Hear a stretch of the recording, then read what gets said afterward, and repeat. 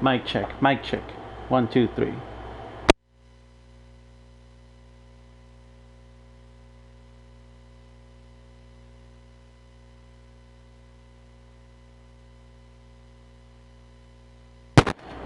Okay, so I'm just gonna wait for a few things.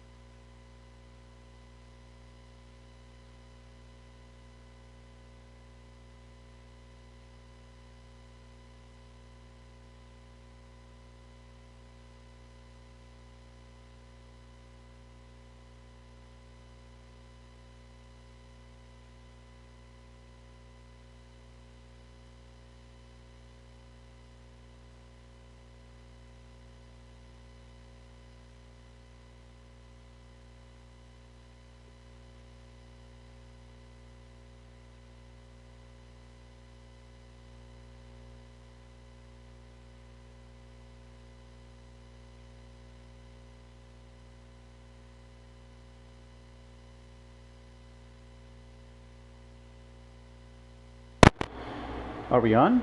Are we on? Are we on? Are we on? Okay. Sorry, just hang tight for just a couple more seconds.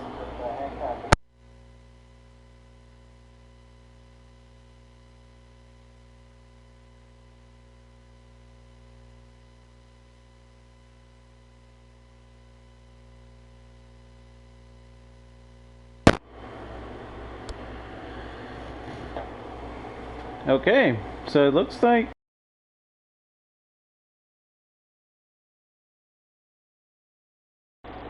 okay. Are we good? I think we're good. Alright, so thank you everybody for joining, and for those of you watching on YouTube, thank you for clicking this link. Today we are going to be playing Doki Doki Literature Club Plus. I just wanted to point out that I am not new to the game. I've seen people play the game, and I pretty much know what's going to happen. What I don't know is about the side stories that come with the game. However, we're not going to be playing the side stories today. We're going to try to play the full game, or at the very least, we're going to play through Act 1. We're going to see how far we can go, because I am going to go for the golden ending. And hopefully the game can be managed on the console, because I didn't think it would be possible for this game to come on the console and just be on PC. But you know, I've been surprised before. So, don't know, Doki Doki Literature Club is not your usual dating sim. Nope. It's actually classified as psychological horror. So if you're scared easily, or if you have certain triggers, I would proceed with caution. If not, outright just walk away. Anyway, we are gonna get started. So, as you know, this game is not suitable for children or those who are easily disturbed. Individuals suffering from anxiety or depression may not have a positive experience playing this game. Yeah, no, I don't think I will. Would you like to review detailed content warnings, which contain spoilers? Alternatively, in-game content warnings can be enabled in the settings menu at any time. Now, let's not look at them. By playing Doki Doki Literature Club, you agree that you have noted the game's age rating in your region, and you consent to exposure of highly disturbing content. I agree.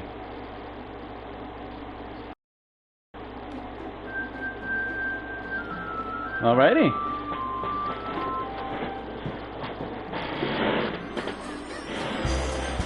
Alright, so settings. Okay.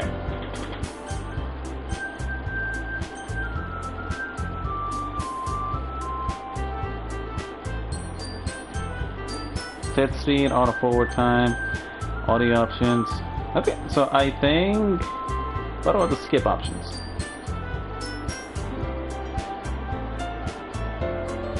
Skip unseen text. Skip after choices. Okay. So, what happens now? Let's see, so skip unseen text. We're not gonna do that. Skip after choices. I think this is the right choice here. Done that at all. Oh no. You know what? We're not gonna skip anything. I might regret the decision later. For now, enable content warnings. From what I understand, this may come up when there's a jump scare coming, and I personally hate jump scares. Okay, even though I know they're gonna come, it's just for anybody who is, you know, feeling easily disturbed, this might make it easy on you. But yeah, maybe that's just an excuse so I don't get scared that easily. Anyway, I think apply.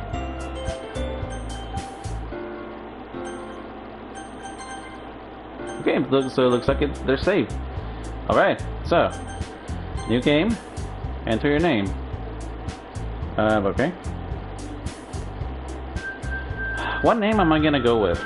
I mean, I could go with old reliable, say Antares.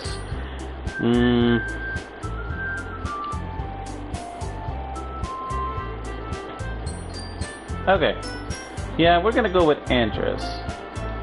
Because I was thinking about going with a gimmick, but the thing about me is I can't keep a gimmick for long, so we're just gonna be ourselves. So what happens now?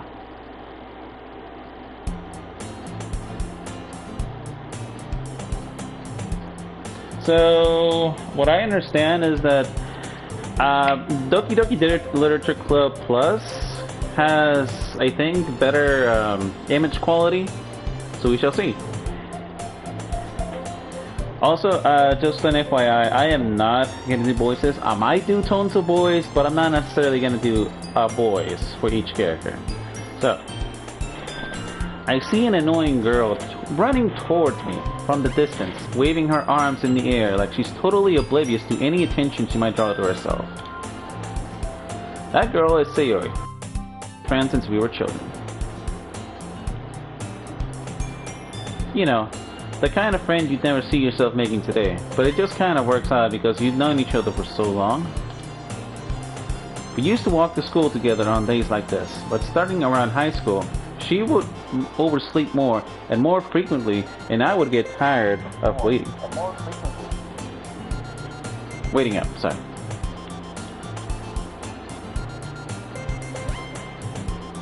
But if she's going to chase after me like this, I almost feel better off running away.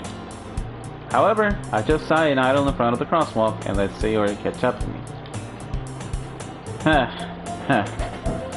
I overslept again. But I caught you this time. Maybe, but only because I decided to stop and wait for you. You say it like you were thinking about ignoring me. That's mean, Antares. Well, if people stare at you for acting weird, then I don't want them to think we're a couple or something. Fine, fine.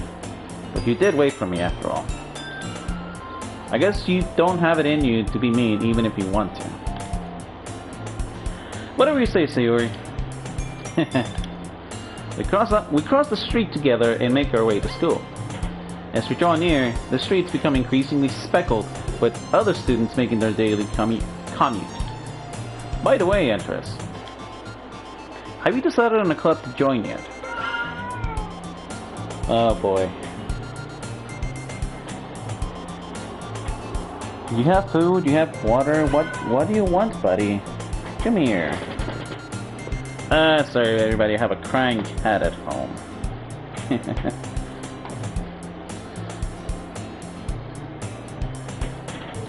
Oh, do you want to join me in watching this horror story? I don't think you want that, friendo. Okay, so, buddy, now go on, go to sleep, or whatever it is you cats do. They don't seem to approach me when I'm not playing a game and I just want to cuddle with them, but when I ignore them, like let's say when I'm playing a game, oh, yeah, no, I'm your best friend all of a sudden.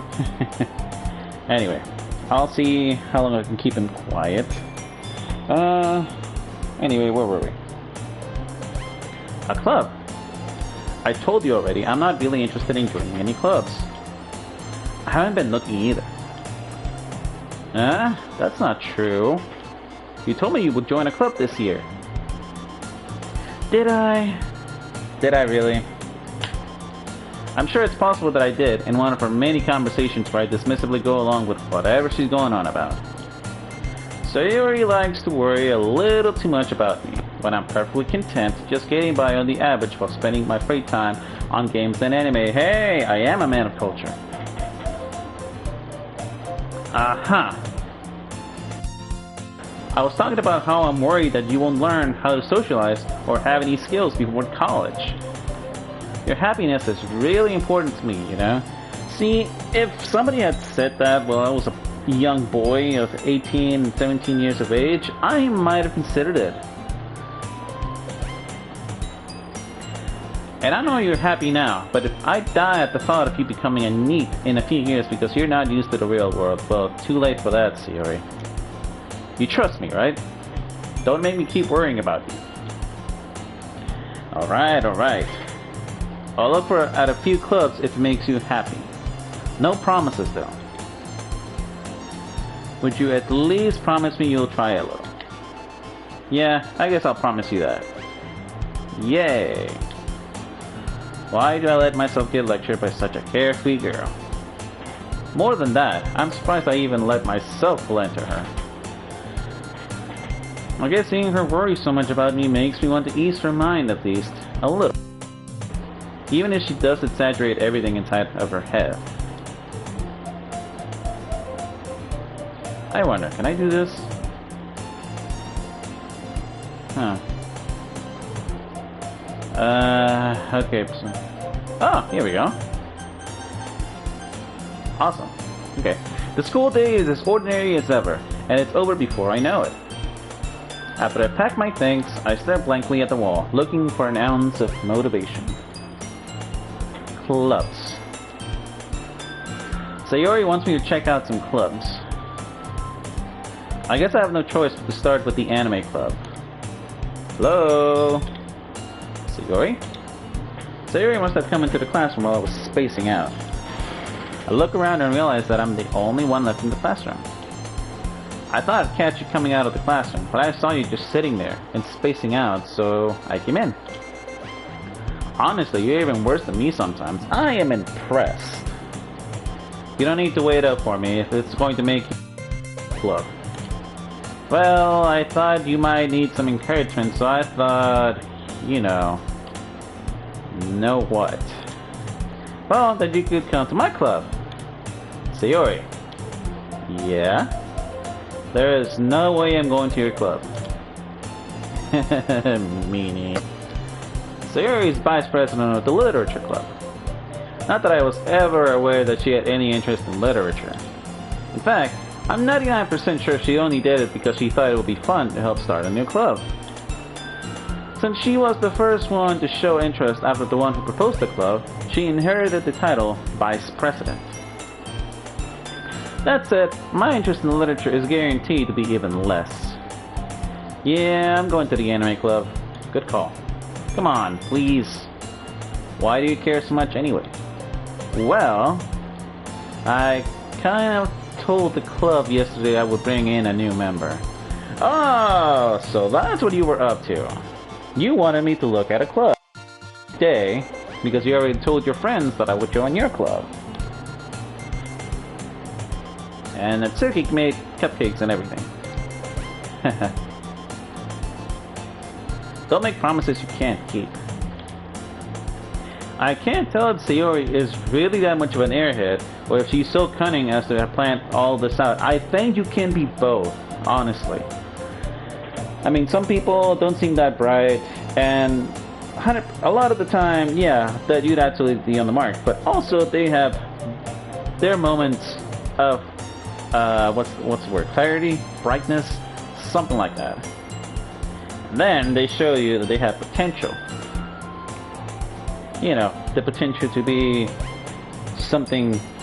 No, but actually no. I wouldn't say potential. More like they show you their hidden depths, something that's already been there, but rarely comes out because they're just so deep within themselves.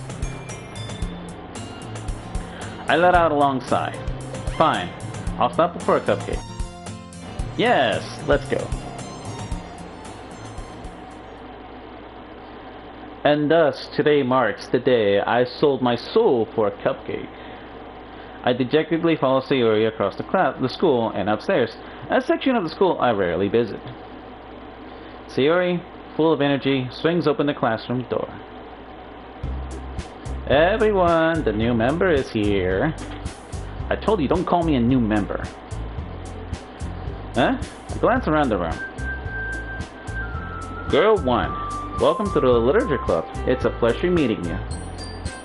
Sayori always says nice things about you. Seriously? You brought a boy. Way to kill the atmosphere. Ah, interest. What a nice surprise. Welcome to the club. Ellipsis. All words escape me in this situation. This club is full of incredibly cute girls.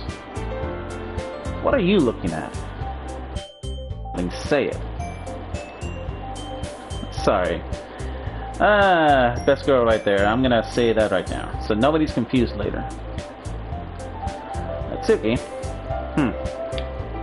The girl with the sour attitude, whose name is apparently Atsuki, is one I don't recognize. Say, I'm gonna pause right there for just a moment.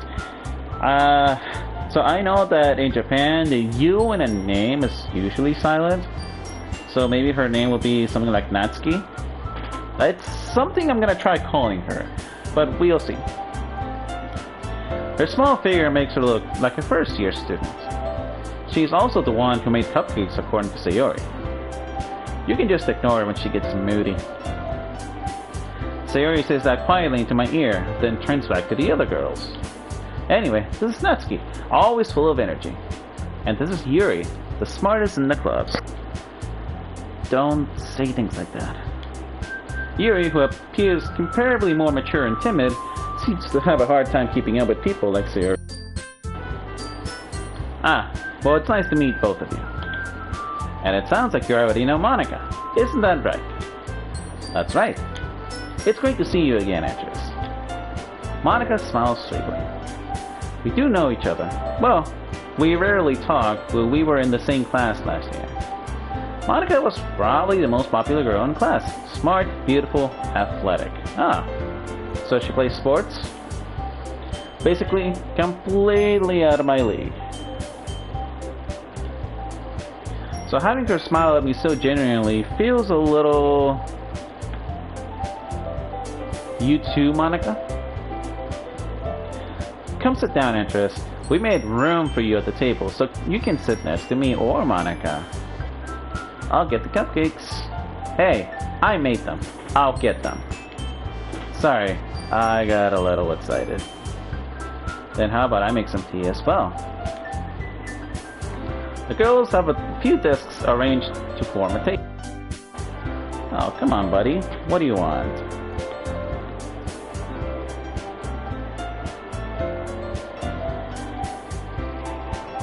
You know, something tells me my cat feels uneasy meeting the literature club.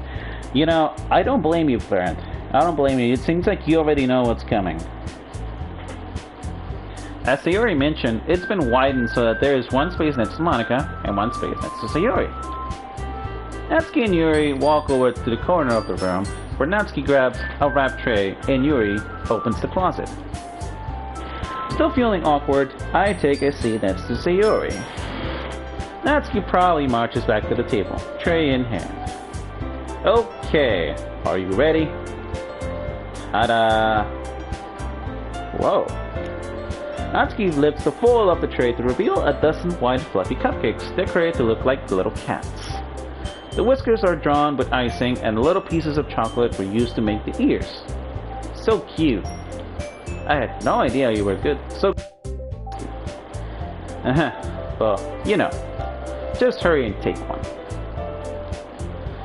Sayori grabs one first, then Monika. I follow. It's delicious. Hey, friendo, come on, don't cry. You... Okay, yeah, he looks very anxious now. He probably knows what's coming. Just chill by the window, buddy. Just chill by the window.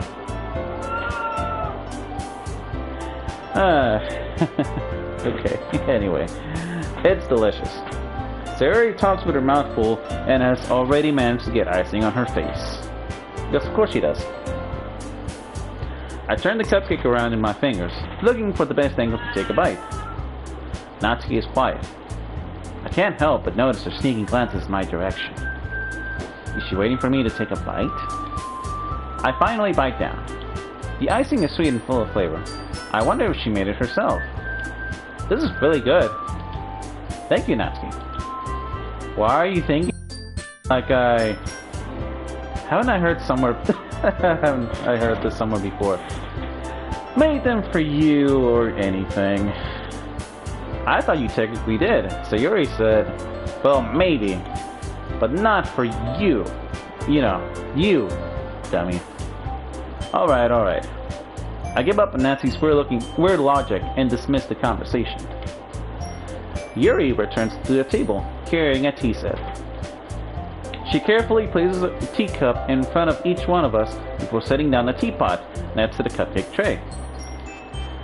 You keep a whole setup in the same classroom? Don't worry, the teachers gave us permission. After all, doesn't a hot cup of tea help you enjoy a good book? I guess. Don't let yourself get intimidated. You're just trying to impress you. That's not... Insulted, Yuri looks away. I meant that, you know. Well, tea and reading might not be a pastime for me, but I at least enjoy tea. I'm glad. Yuri faintly smiles to herself in relief. Monica raises an eyebrow, then smiles at me. So, what made you consider the literature club?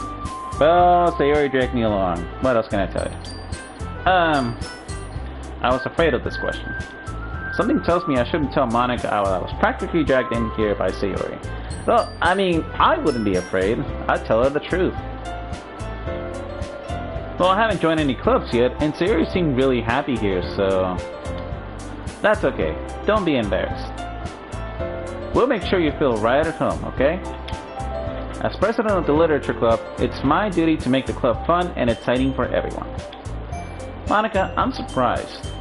How come you decided to start your own club? You could probably be a board member for any of the major clubs.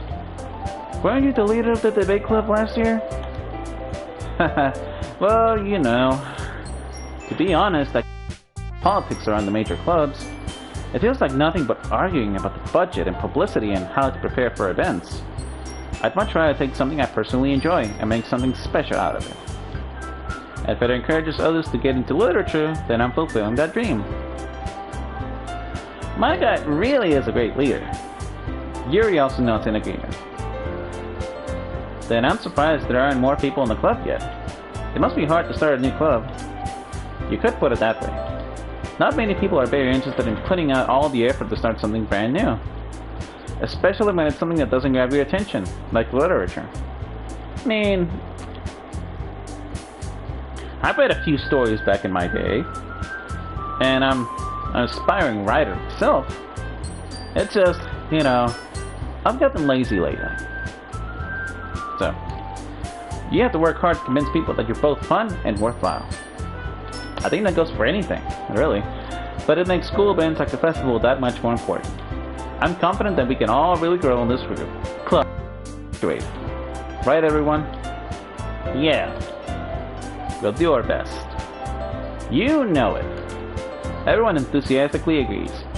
Such different girls, all interested in the same goal. Monica must have worked really hard just to find these three. Maybe that's why they're all so delighted by the idea of a new member joining. Though I still don't really know if I can keep up with their level of enthusiasm about literature. I mean, we can try. So, interest. What kinds of things do you like to read? Well, you know... Considering how little I've read these past few years, hey, just like me, I don't really have a good way of answering that. Manga. I muttered quietly to myself, half joking. Natsuki's head suddenly perks up. It looks like she wants to say something, but she keeps quiet. Not much of a reader, I guess. Well, that can change. What am I saying? I spoke up without thinking after seeing Yuri's sad smile. Anyway, what about you, Yuri? Yuri traces the rim of her teacup with her finger. My favorites are usually novels that build deep and complex fantasy worlds. The level of creativity and craftsmanship behind them is amazing to me. And telling a good story in such a foreign world is equally impressive. Yuri goes on, clearly passionate about her reading. She seems so reserved and timid since the moment I walked in, but it's obvious by the way her eyes light up that she finds her comfort in the world of books, not people. But you know, I like a lot of things. Stories with deep psychological elements usually immerse me as well. Isn't it amazing how a writer can so deliberately take advantage of your own lack of imagination to completely throw you for a loop? Hey Dan, are you tooting your own horn here? Anyway, I've been reading a lot of horror lately. I read a horror book once. I desperately grasped something I can relate to at a minimal level. At this rate, Yuri might as well be having a conversation. Really? I wouldn't have expected that, Yuri. For someone as gentle as you. I guess you could say that. But if a story makes me think, or takes me to another world, then I really can't put it down. Surreal horror is often successful at changing the way you look at the world, if only for a brief moment. I hate horror. You and I, Natsuki. You and I. Oh, why is that?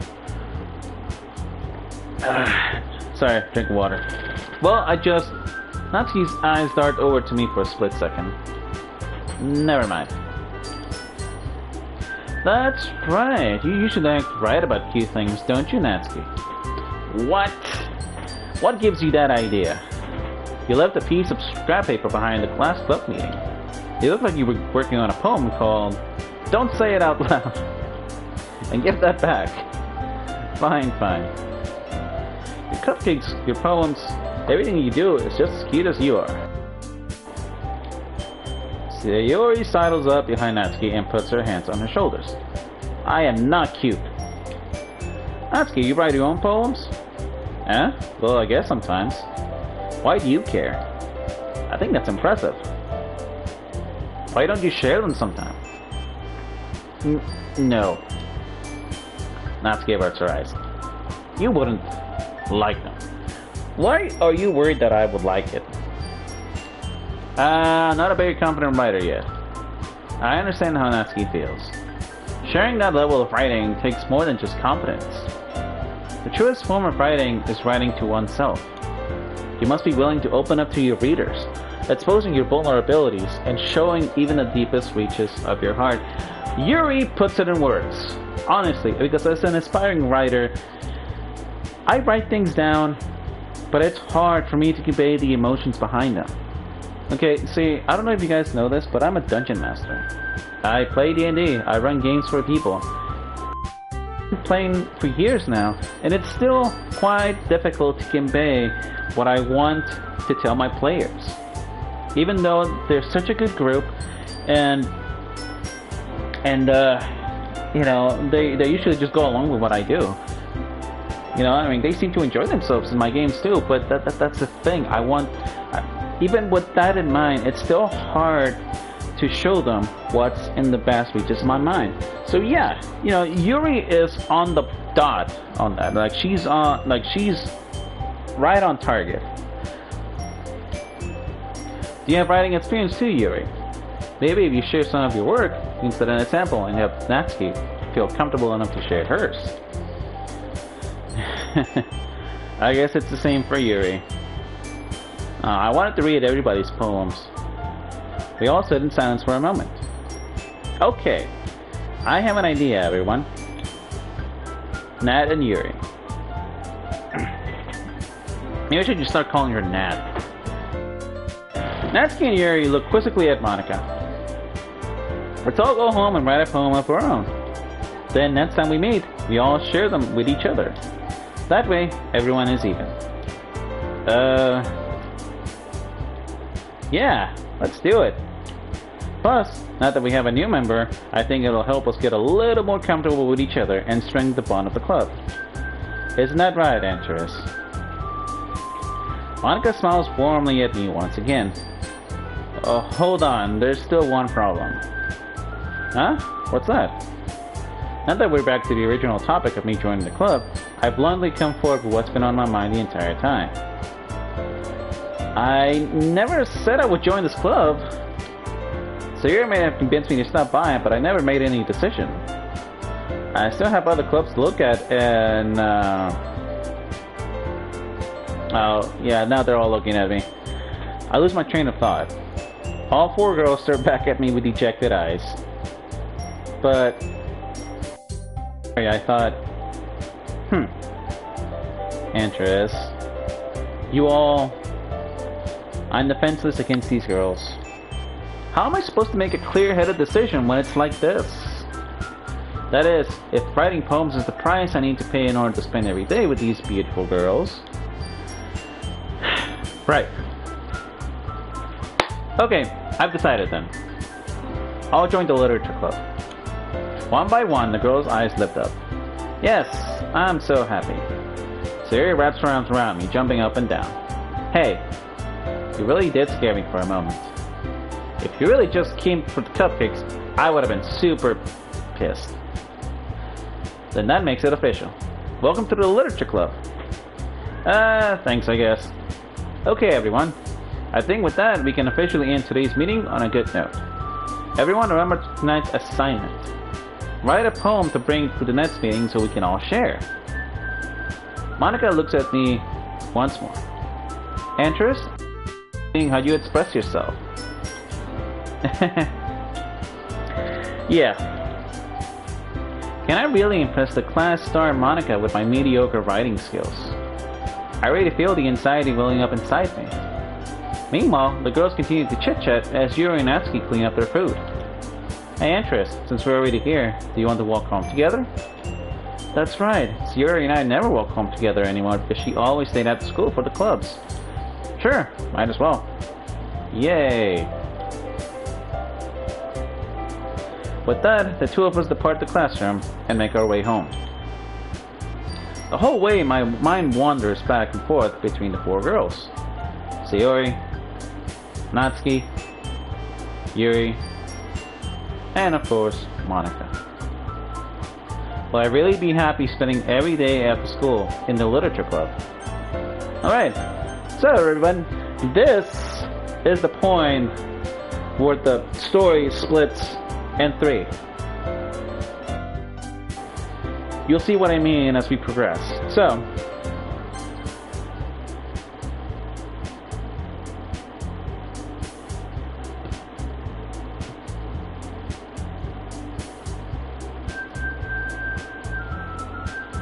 we're gonna make 3 separate save files. Alright. I think I just... where do I go? Circle? Ah, here we go. That's 10. Alright. Perhaps I'll have the chance to go closer to one of these girls. Alright. I'll just need to make the most of my circumstances and make good fortune find me. And I guess that starts with writing a poem tonight.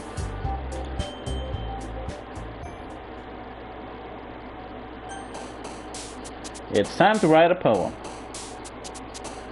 Pick the words you think your favorite club member will like. Something good might happen with whoever likes your poem the most. Okay, so I'm gonna be doing a little bit of cheating there, but since we're going for the golden route, we might as well do it. Get it all in one go.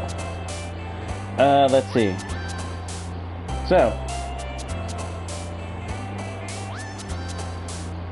okay. So,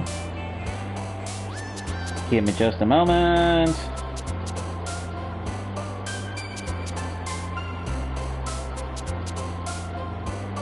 I really do love this theme.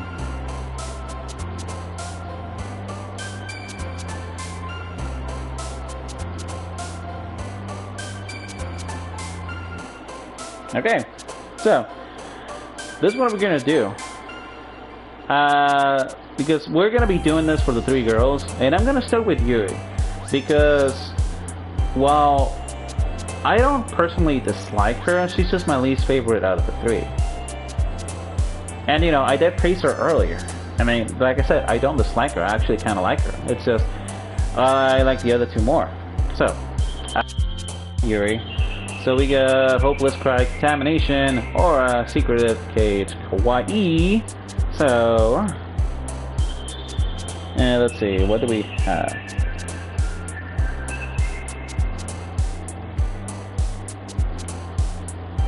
Uncanny.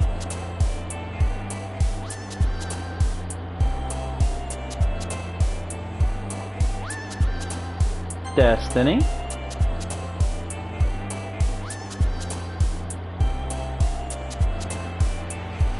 I think hers will be Philosophy. Yep.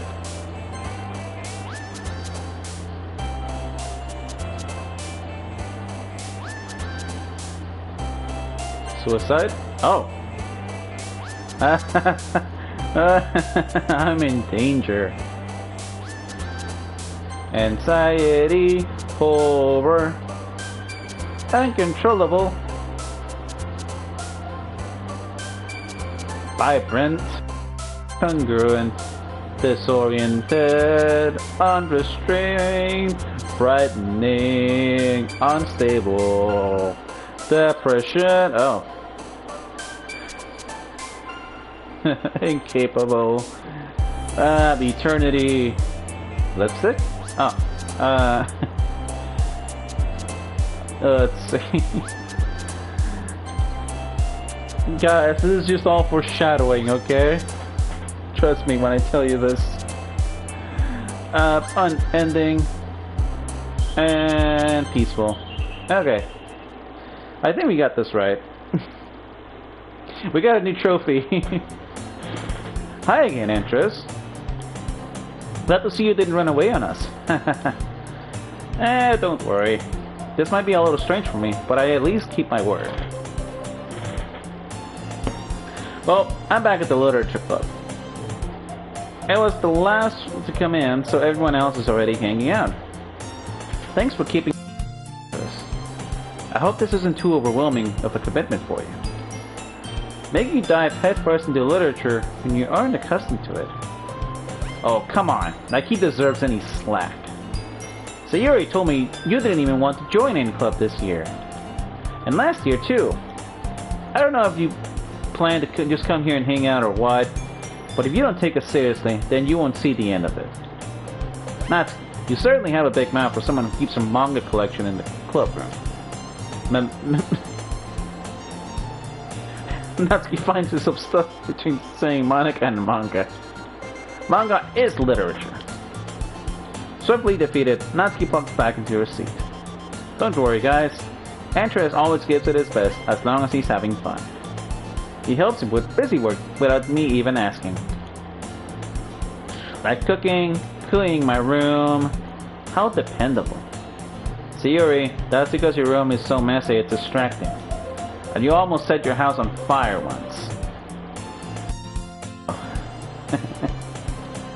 You two are really good friends, aren't you? I might be a little jealous. How come? You and Antares can become good friends too.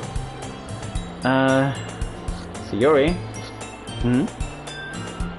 As usual, Sayuri seems oblivious to the weird situation she just put me into. Oh! Yuri even brought you something today, you know? Wait, Sayuri! Huh? Me? Not really. Don't be shy. It's really nothing. What is it? Never mind. Yuri made it sound like a big deal when it's really not. What do I do? Huh? I'm sorry. Yuri, I wasn't thinking. I guess that means it's up to me to rescue this situation. Hey, don't worry about it. First of all, I wasn't expecting anything in the first place. So any nice gesture from you is a pleasant surprise. That'll make me happy no matter what. That's so. Yeah, I won't make a big deal if you don't want it to be. Alright. Well, here. Yuri reaches into her bag and pulls out a book. I didn't want you to feel left out, so I picked out a book that I thought you might enjoy. It's a short read, so it should keep your attention even if you don't usually read. And we could, you know, discuss it if you want it. This is... How is this girl accidentally being so cute? She even picked out a book she thinks I'll like, despite me not reading much. Yuri, thank you. I'll definitely read this. I enthusiastically take the book. Here. Well, you can read it at your own pace. I look forward to hearing what you think. Now that everyone's settled in, I expect Monica to kick off some scheduled activities for the club. But that doesn't seem to be the case. Sayuri and Monica are having a cheery conversation in the corner. Yuri's face is already buried in the book. I can't help but notice her intense expression, like she was waiting for this chance. Meanwhile, Natsuki is rummaging around in the closet. I'm really curious to talk to Yuri a little bit more. but at the same time, I feel so bad for distracting her from reading. I catch a glimpse of the cover of her book. It looks like the same one that she lent to me. More than that, she seems to be on the first few pages. The theme changed. Crap. I think she noticed me looking at her. She sneaks another glance at me, and our eyes meet for a split second. But that only makes her hide her face deeper into her book. Sorry, I was just spacing out. I muttered this, sensing that I made her uncomfortable. Oh, it's fine. If I was focused, then I probably wouldn't have noticed you in the first place. But I'm just rereading a bit of this. So that's the book that you gave me, right? Mm-hmm. I wanted to reread some of it. Particular reason.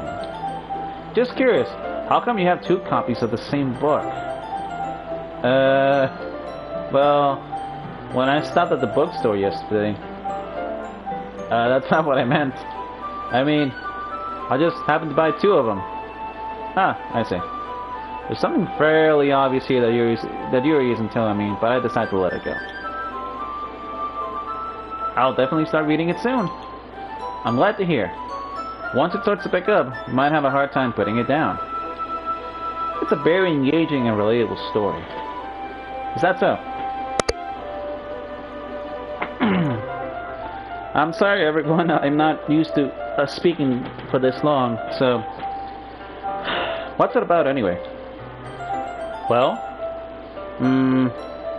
Yuri closes the book and skins right over the back. The book is titled Portrait of Markov. There's an ominous looking eye symbol on the front cover. Alright, I just want to accidentally give anything away. Oh, I see. Basically, it's about this girl in high school who moves to be with her long-lost younger sister. But as soon as she does so, her life gets really strange. She gets targeted by these people who escaped from a human experiment prison. And while her life is in danger, she needs to desperately choose trust. No matter what she does, she ends up destroying most of her relationship and her life starts to fall apart. It's kind of dark, isn't it? Yuri made it sound like it was going to be a nice story, so the dark turn came from nowhere. Hi Dan, I'm sure you're trying to tell me something, but I'm gonna let it go. Yuri gently giggles all of a sudden. Are you not a fan of that sort of thing, Antares? Honestly, no. I mean, I'm going to pause here. I'm not usually a big fan of... Like, the horror games that I played and the stories that I've read, I can count each with one hand. No, it's not that. I mean, I can definitely enjoy these kinds of stories, so don't worry. I hope so. Yeah, I totally forgot that Yuri is into these things. She's so shy and reclusive on the outside, but her mind seems to be completely different. It's just that those kinds of stories, they challenge you to look at life from a strange new perspective. When horrible things happen, not just because someone wants to be evil, but because they have their own goals or their own philosophy that they believe in. Then suddenly, when you thought you related to the protagonist, they're made out to be the naive one for letting the one-sided morals interfere with the villain's plans. I'm rambling, aren't I? Not again. I'm sorry. Hey, don't apologize. I haven't lost interest or anything. I guess it's alright then. But I feel like I should let you know that I have this problem. When I let things like books and writings fill my thoughts, I kind of forget to pay attention to other people. So I'm sorry if I end up saying something strange, and please stop me if I start talking too much. Poor girl's insecure. Come on, boyo. Nothing's gonna happen. Nothing is gonna happen. I promise you. Look, I'm here, okay? If anything happens, it's gonna happen to me. So relax. You'll be just fine. I really don't think you need to worry. That just means you're passionate about reading. The least I can do is listen. It's a literature club, after all. That's true. In fact, I might as well get started reading it, right? You don't have to. What are you saying? Just a moment ago you said you were looking. Let me just get the book. I quickly retrieved the book that I put into my bag. Alright, it's fine if I sit here, right? I step into the seat next to Yuri's. Yeah. Are you sure? You seem a little apprehensive. I'm sorry. It's not that I don't want you to. It's just something that I'm not very used to. That is reading in company with someone. I see. Well, just tell me if I end up distracting you or anything. Alright. I open the book and start the prologue.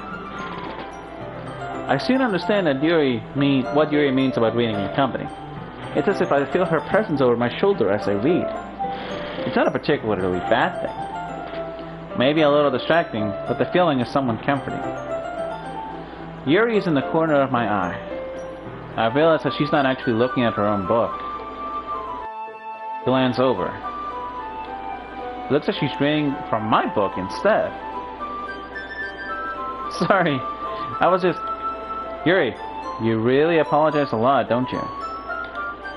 I do? I don't really mean to. Sorry. I mean...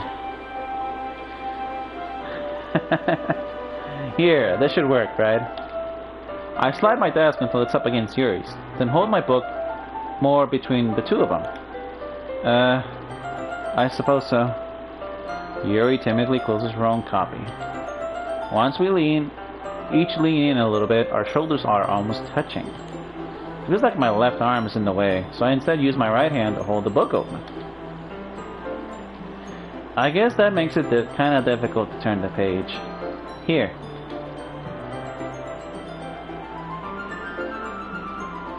Yuri takes her left arm and holds the left side of the book between her thumb and forefinger.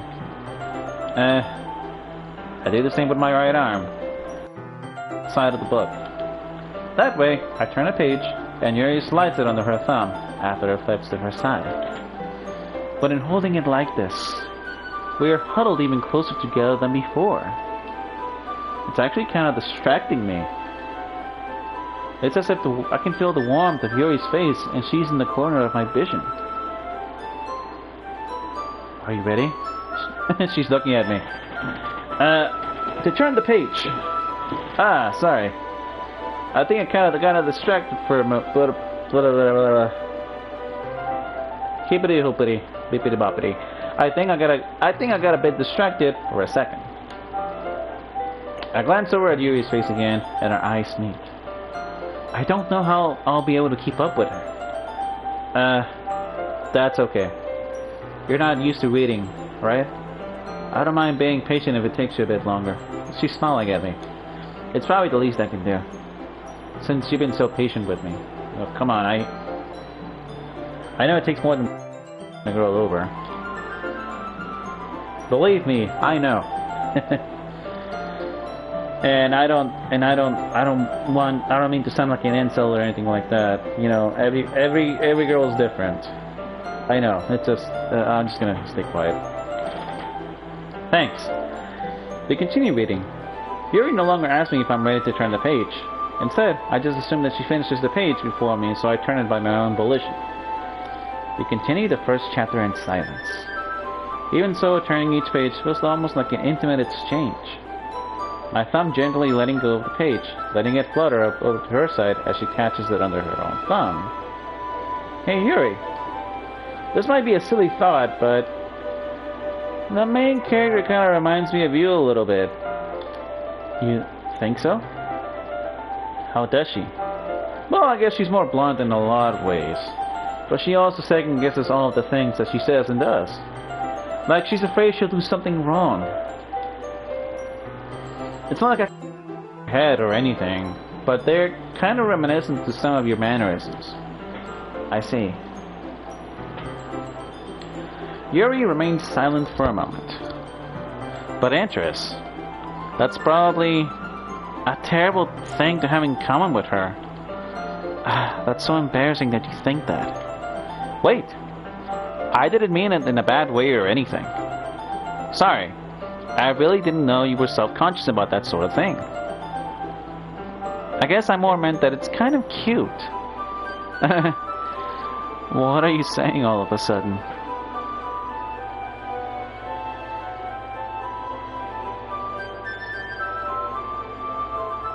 Hey, how's it going? Your mother need to talk to you about something over. Do you even know me, buddy? Oh well. Anyway. Okay, everyone.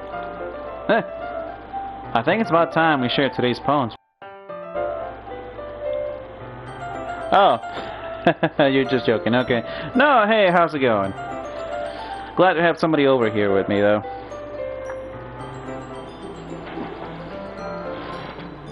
I think it's about time we share today's poems with each other. We might not have enough time if we wait too long. Yuri exhales, spared from finishing her thought. Is that alright, Yuri? You look kind of down. I'm sorry if you haven't been looking forward to this. Oh yeah, no, absolutely. I know what I'm getting into. Like, if the content warning at the start of the game wasn't enough of a sign, I more or less know what's gonna happen. I'm actually gonna try to get the golden ending in this run. It's not. It's fine. Yuri releases her hand from the book, causing it to close on top of my thumb. Alright. I guess I'll do some reading tonight. Or would you prefer that I only read it with... The Americans built this trap. Well, yeah, I think Dan Salvato is American, so... I guess I don't have too much preference either way. In that case, I'll read a little bit more tonight.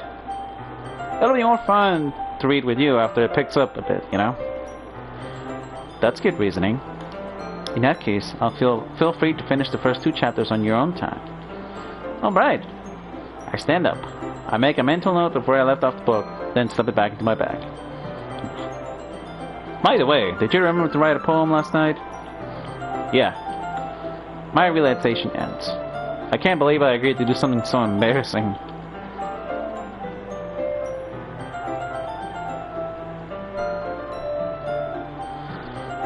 I couldn't really find much inspiration, since I've never really done this before.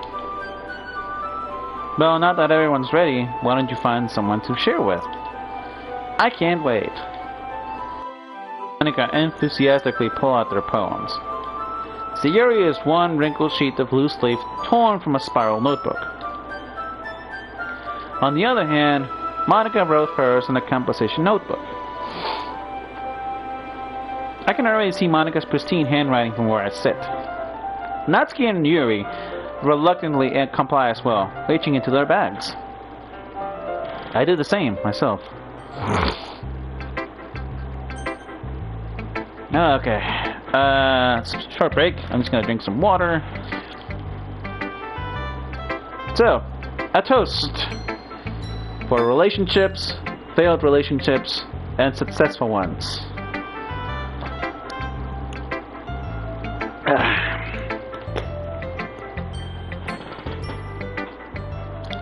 Okay, so I'm gonna show my poems to everybody. I might as well go with Yuri first.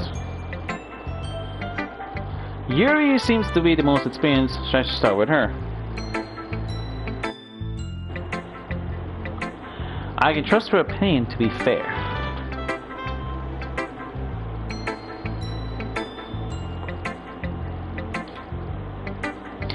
As Yuri reads the poem, I notice her eyes lighten. Exceptional. Huh? What was that? Did I say that out loud? Listen, Yuri, I wrote about instability, depression, and suicide. Are you sure that's the kind of comment you want to come up with? Yuri first covers her mouth, but then ends up covering her whole face. He's going to hate me. You really didn't do anything wrong, Yuri. That's... I guess you're right. What am I getting so nervous for? Yuri takes a deep breath.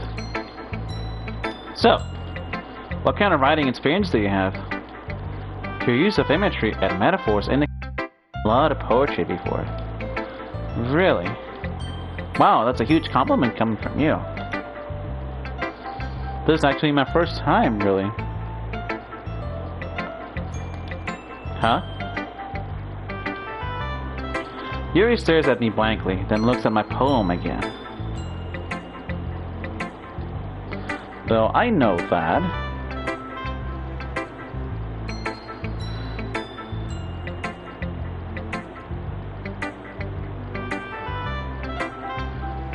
Let's see.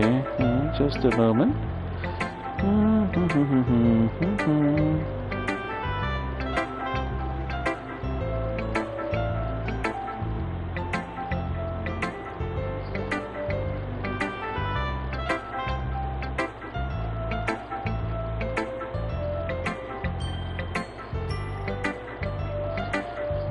Alright.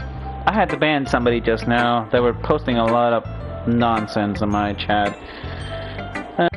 Okay. Well, I know that. I just meant, Yuri trails off, unable to find an excuse. She traces her finger along the words in the poem, as if breaking it down more thoroughly. Yeah, okay. This is the reason I was able to tell. It's just that there are specific writing habits that are usually typical of new writers. And having been through that myself, I kind of learned to pick up on them. I think the most noticeable thing I recognize in new writers is that they try to make their style very deliberate. In other words, they tend to pick a writing style separate from the topic matter, and they form-fit the two together. The end result is that both the style and the expressiveness are weakened.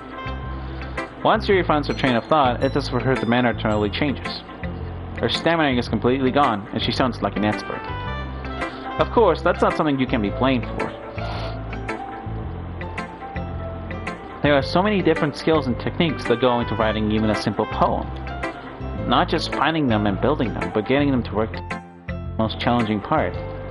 It might take you some time, but it all comes with practice and learning by example and trying new things. I also hope that everyone else in the club gives you valuable feedback. Natsuki can be a little bit biased, though. Biased? How? Well, never mind. I shouldn't be talking about people like that. Sorry. It's fine. I'm not sure if Yuri is apologizing to herself, to me, or to Natsuki. Do you mind if I read your poem now? Please do. I'd love to share my thought process behind it. Yuri smiles dreamily, as if that's a rare opportunity for her. Which itself is kind of funny. After all, isn't that supposed to be a literature club?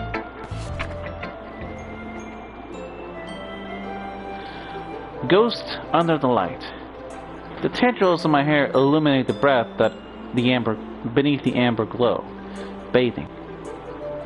It must be the remaining streetlight to have withstood the test of time. The last to get to be replaced by the sickening blue-green hue in the future. Sorry, I can barely read cursive. My apologies. I bathe.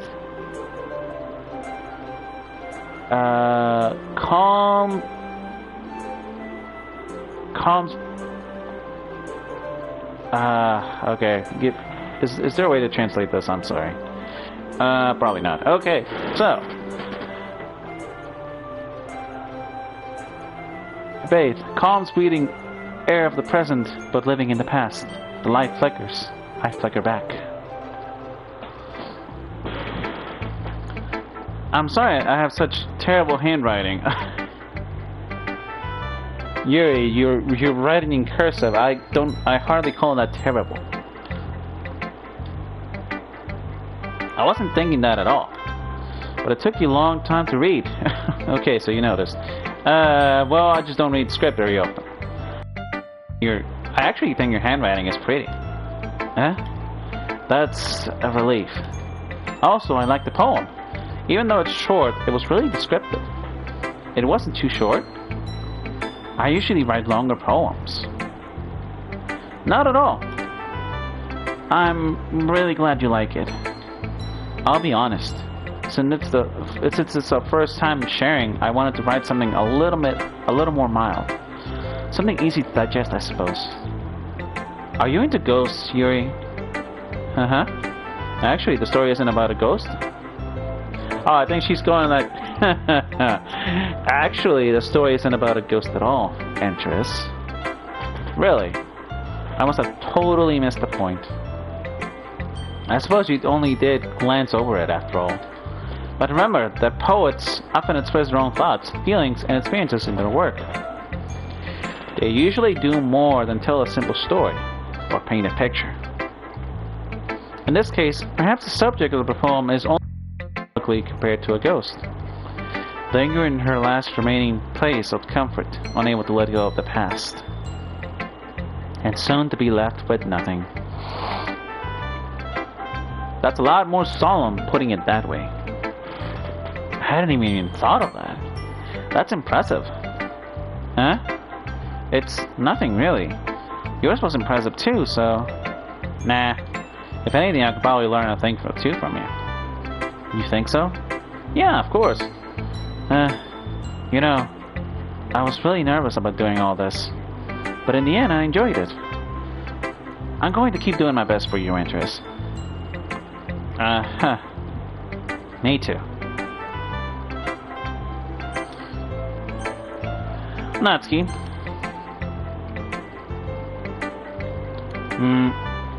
Antares, if you're not going to take this club seriously, then go home. What? Harsh.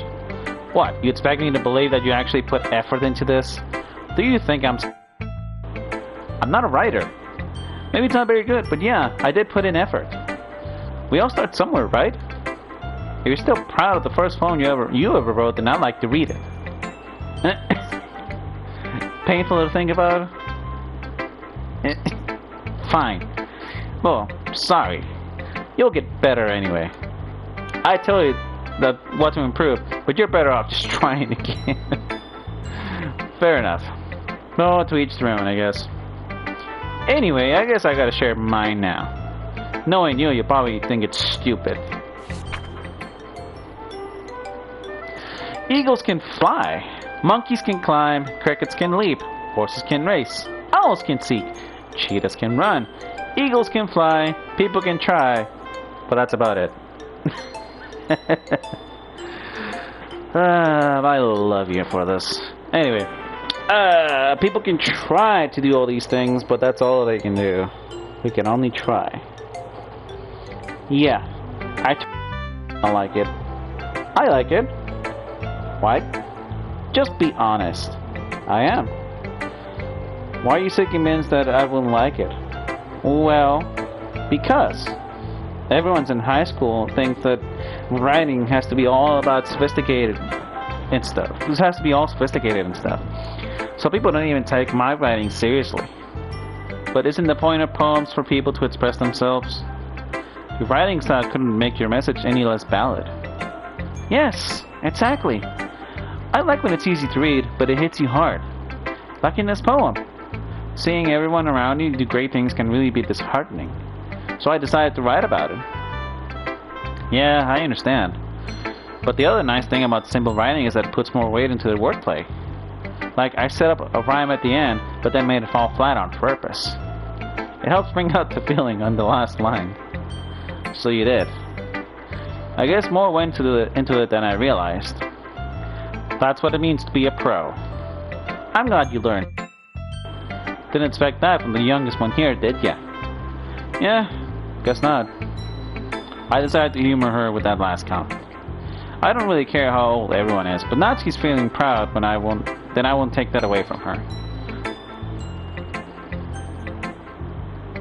How about a little bit of Monica over here, a little bit of Monica over there? Hi, Antares. Having a good time so far? Yeah. Good. Glad to hear it. By the way, since you're new and everything, if you ever have any suggestions for the club, like new activities or things we can do better, I'm always listening. Don't be afraid to bring things up, okay? Alright, I'll keep that in mind. Of course I'll be afraid to bring things up. Much better off just going with the flow until I'm more settled in. Anyway, want to share your poem with me? It's kind of embarrassing, but I guess I have to. Don't worry, Antares. We're all a little embarrassed today, you know? But it's that sort of barrier that you'll get past soon. Yeah, I guess that's true. I hand Monica my poem. Great job, Antares. I was going ooh in my head while reading it. It's really metaphorical. I'm not sure why, but I didn't expect you to go for something so deep. I guess I underestimated you. It's easiest for me to keep everyone's expectations low. See, that's what I do. I keep everybody's expectations low. Okay, so like somebody wants me to do something. Like, hey, can you do this for me? I mean, like, yeah, sure, I guess. But then do a job much better than was expected. See, they're probably thinking, since I'm not that enthusiastic about doing something, they're not going to expect much from me. But then they see a job well done, and then they're impressed. Of course, that doesn't always work, because I don't always have to do a great job well done. Anyway. That way, it always counts when I put in some effort. That's not very fair. Well, I guess it worked anyway. You know that Yuri likes this kind of writing, right? Writing that's full of imagery and symbolism. Unlike Sayuri, who likes using simple and direct words to describe happiness and sadness, Yuri likes it when readers are left to derive their own meaning out of it. It's very challenging to write like that effectively. Both allowing people to get something out of it just by feel, or letting them deeply analyze all the nuances. It can take years of practice, which I'm assuming Yuri has at this point. I never really asked though. I'm sure I'm nowhere near that level yet.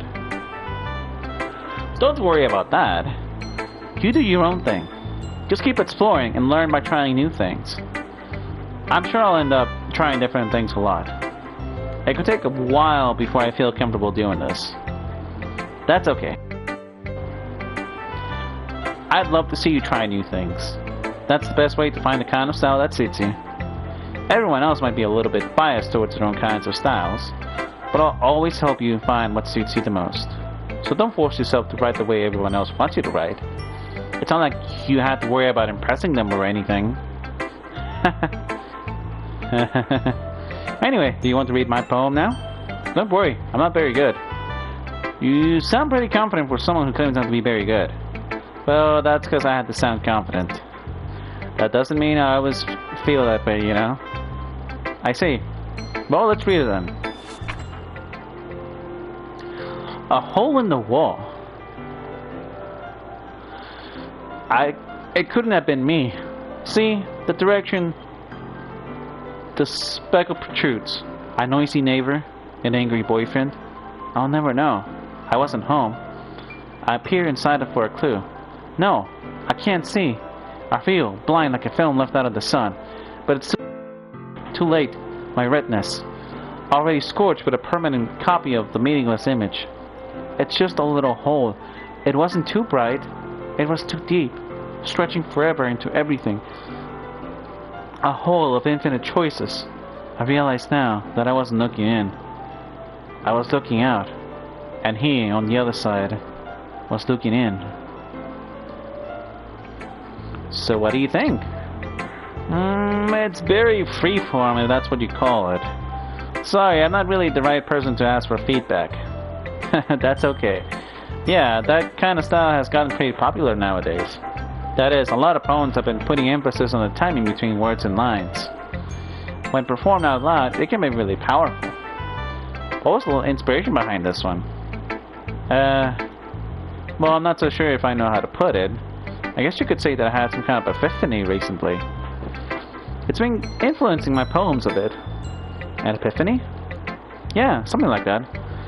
I'm kind of nervous stuff like that because it's kind of coming on strongly. Maybe after everyone is better friends with each other. Anyway, here's Monica's writing tip for the day. Sometimes, when you're writing a poem or a story, your brain gets too fixated on a specific point. If you try so hard to make it perfect, then you'll never make any progress. Just force yourself to get something down on paper and tidy it up later. Another way to think about it is this. If you keep your pen in the same spot for too long, you just get a big dark puddle of ink. So just move your hand and go with the flow. That's my advice for today. Thanks for listening. Monica makes a good point, because I'm in the process of doing some world building for my games, and I sit there trying to make things perfect, but then I realized if I spend too much time thinking, I spend no time writing. So write things down, you can make the edits later. And it doesn't have to be just, for computers or things like that. Like you can do it on a piece of paper. Like you can draw, okay? And like a lot of expert artists on the internet tell you, hey, the best way for you to be good? Practice. Practice, practice, practice. You're not going to get anywhere otherwise. Like, you're not going to get things right on your first try. So, if you want to get perfect with drawing or writing, you have to put something on paper and improve it. So, here's my last one. This is a good poem, Antares. Are you sure it's your first time? Of course. It's not that good. Am I the kind of guy who would be writing poems in his spare time? I guess you're right. But that's why it impressed me. Well, to be honest, I was afraid that you would do it seriously, or that you wouldn't write one at all. I'm really happy that you wrote one. It just reminds me of how you're really part of the club now. Not to mention the fact that I'm standing in front of you in the cloakroom. Well, of course. I'm not really into it yet, but that doesn't mean I'll break my promise. See? It's like I said before, Antares. Deep down, you're not selfish at all, Trying new things like this for other people, that's something that only really good people do. Thanks, Yuri. I'm not sure if Yuri sees the full picture of my motive here. Then again, I can't deny that she's part of the reason I joined. I mean, Sayori isn't exactly my first pick, but she's not really my last either. Knowing how much this means to her and all. Yeah, and I'm gonna make sure you have lots of fun here, okay? That'll be my way of thanking you. Alright, I'm going to hold you on to that then. Yay. Now you read my poem too, right? Don't worry, I'm really bad at this. Everyone keeps saying something like that. The only one that's confident... I like confidence, honestly. Wait, no. She too did say that I wouldn't like it and I was stupid. So yeah, okay. So everyone's a little bit embarrassed today, so maybe this is a good way to break the ice. We'll see about that. Dear sunshine, the way you glow through my blinds in the morning, it makes me feel like you missed me. Kissing my forehead to help me out of bed, making me rub the sleepy out from my eyes. Are you asking me to come out and play? Are you trusting me to wish away a rainy day? I look above, the sky is blue. It's a secret, but I trust you too. But if it wasn't for you, I could sleep forever. But I'm not mad. I want breakfast. Sayori, this is just a guess, but did you wait until this morning to write this? No, just a little bit. You can't answer just a little bit to a yes or no question. I forgot to do it last night. Well, at least I'm better about myself. Don't be mean. I still tried my best. Yeah. I didn't mean to say that it was a bad poem. It came out nice. Or, how should I put it? ¿Cómo se dice? It sounds just like you. Really? Yeah. Especially that last line. I made eggs and toast. Even though you were late to school. It's bad to skip breakfast. I get all cranky. Well, I guess there's no point in arguing. Anyway, thanks for showing me. This was so much fun. Monica's the best. Yeah. But next time I won't forget. And I'm gonna write the best poem ever. Well, I guess I look forward to it.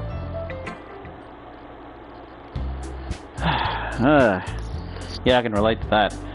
I guess that's everyone. I glance around the room. That was a little more stressful than I anticipated.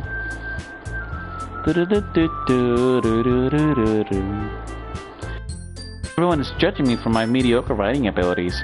Even if they're just being nice, there's no way my poems can stand up to theirs. Well, this is a literature club after all. I sigh. I guess that's what I ended up getting myself into. Across the room, Sayori and Monica are happily chatting. My eyes land on Yuri and Natsuki. They gingerly exchange sheets of paper, sharing their respective poems.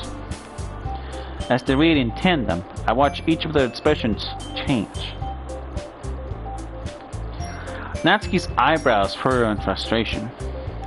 Meanwhile, Yuri smiles sadly. What's with this language? Huh? Did you say something?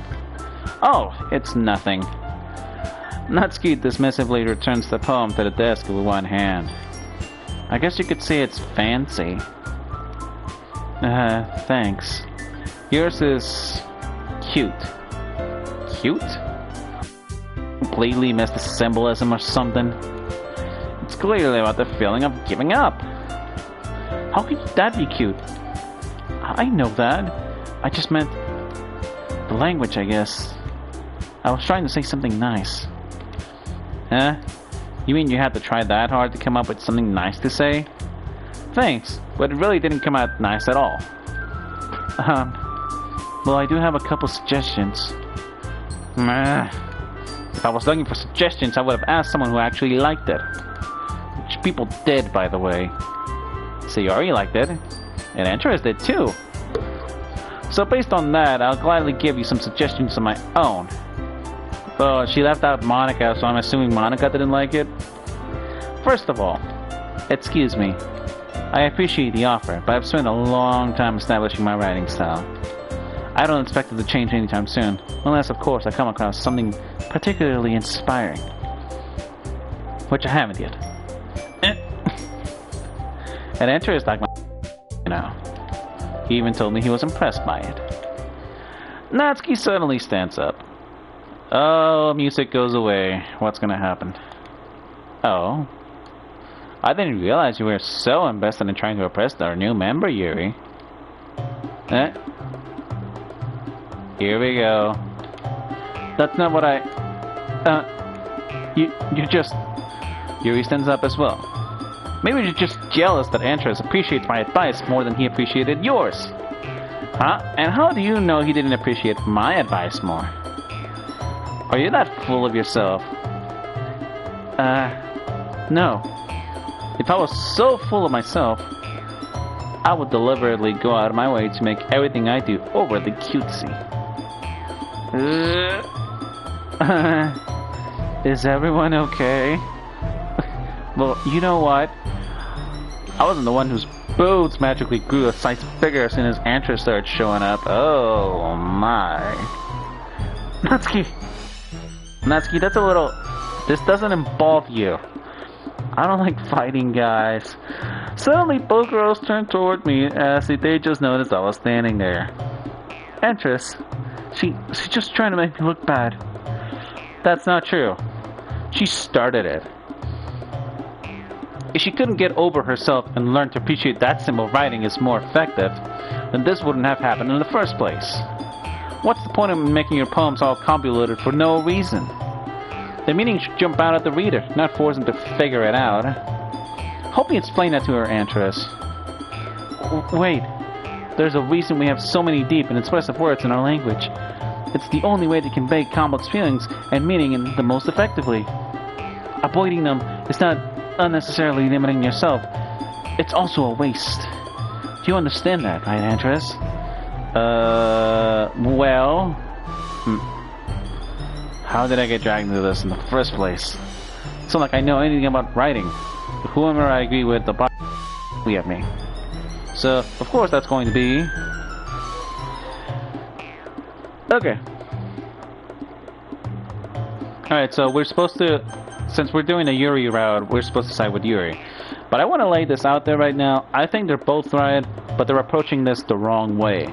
Okay? You're both being immature about it. Though, I lean more towards Natsuki because I'm more of a simp from Natsuki. But in this route, I have to side with Yuri. So, you're right that I like your poem. See? Wait. That's not an excuse for you to be so mean. You shouldn't pick a fight just because someone's opinion is different. That's not what happened at all. No, it's not. I agree. It's just... You both approach this the wrong way. Both of you. Like, if I could scold both of you, I'd just bonk you in the head with a newspaper. Yuri wouldn't even take my poem seriously. I understand. Yuri. You're a seriously talented writer. It's no secret that I was impressed. Well, but here's the thing. No matter how simple or refined someone's writing style is, they're still putting their feelings into it, and it becomes something really personal. Wait, is this new dialogue? I don't recognize it. That's why Natsuki felt threatened when you said her poem was cute. I see. I didn't notice that I'm sorry. But Natsuki, you took it way too far. Yuri means well, and we just told her how you felt. Then this wouldn't have happened in the first place. Are you kidding? That's exactly what I did. It was her that... Natsuki, I think that's enough. You both said some things that you didn't mean. Yuri apologized. Don't you think you should too? Natsuki clutches her fists. In the end, nobody has Turkey on her side. Yeah. Sorry, girl. She's being defiant only because she can't handle the pressure. I end up feeling bad for her. Sometimes when I'm hurt, it helps to take a walk to clear my head. Sayori, she doesn't need to. You know what? I'm going to do that. That'll spare me from having to look at all your faces right now. Without warning, Natsuki snatches her own poem up from the desk and storms out. On her way out, she crumbles the poem in her hands and throws it in the trash. Aww. Natsuki. She really didn't need to do that. I mean, I agree. I mean, I would take her side any day. It's just... She's cranky and...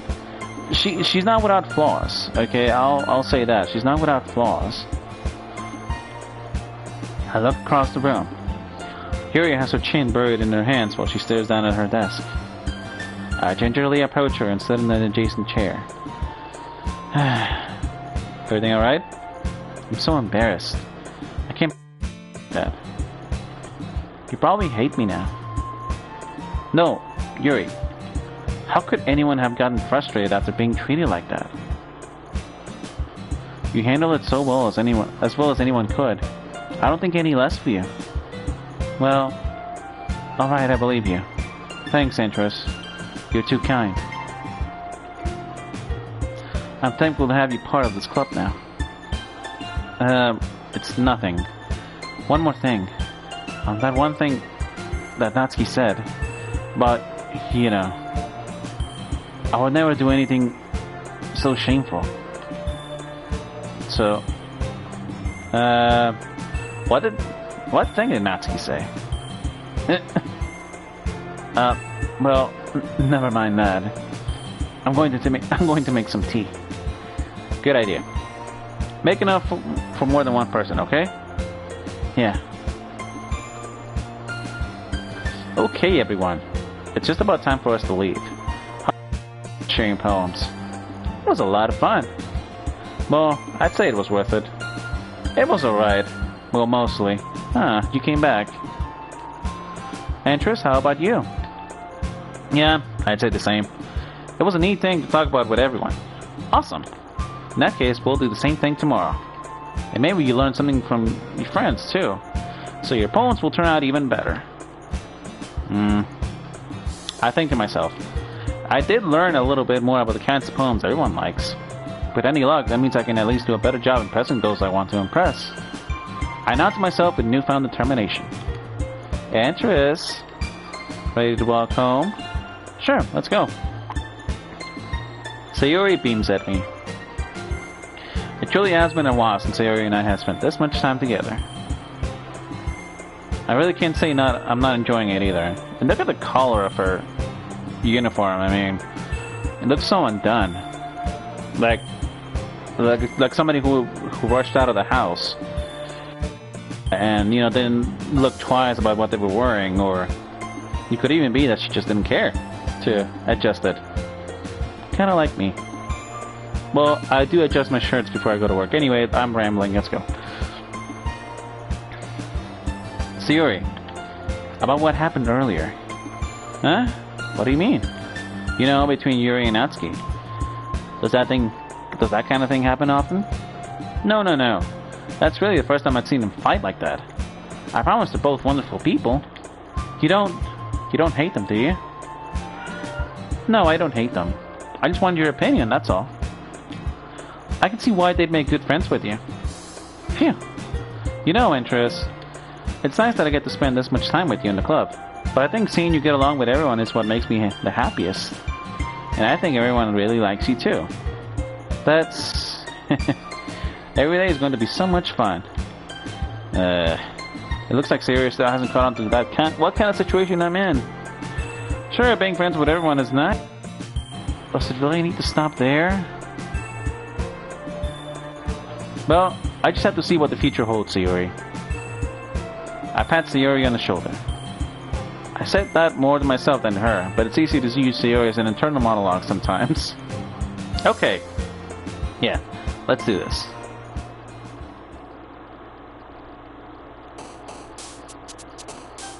Ah, here we go. Time to save.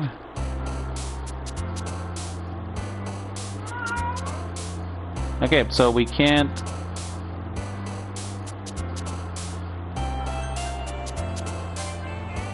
Okay, so that's the first file. Okay, so we're gonna save exclusively to that one.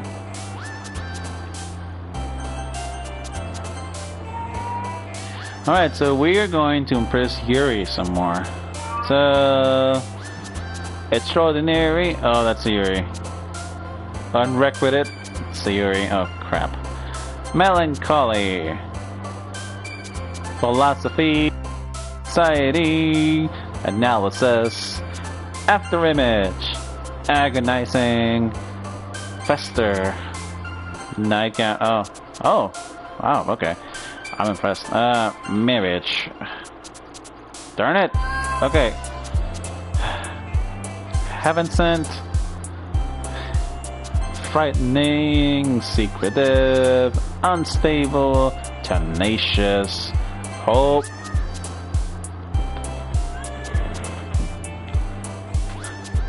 I think I'm in a bad place right now.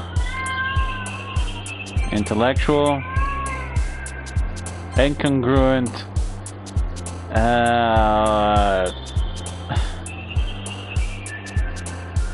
I gotta be more careful what I pick here because Yuri and Sayori are kind of one and the same here. Tragedy. No! Okay. Let's see how we did here. It's time for the club meeting already.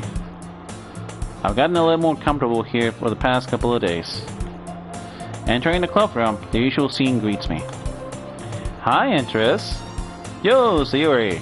Looks like you're in a good mood today. I'm just still not used to being in the club, that's all. I see.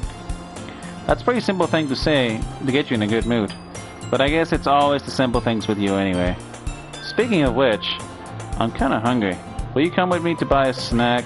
No thanks. Huh? Well, that's not like you at all. I have my reasons. Why don't we have a look at your purse, Sayori? Why that all of a sudden? No reason, really. I just wanted to look at it. Sayori nervously retrieves her coin purse. She fumbles with the latch and gets it open. Then she turns it upside down and lets its contents spill into the desk. Only 2 small coins fall out. I knew. I can see right through you, Yuri. You know, Sayori's like my last relationship, okay? I could see right through everything she was doing. That's not fair. How did you even know? It's simple. If we had enough money in the first place, you would have brought a snack before coming into the clubroom.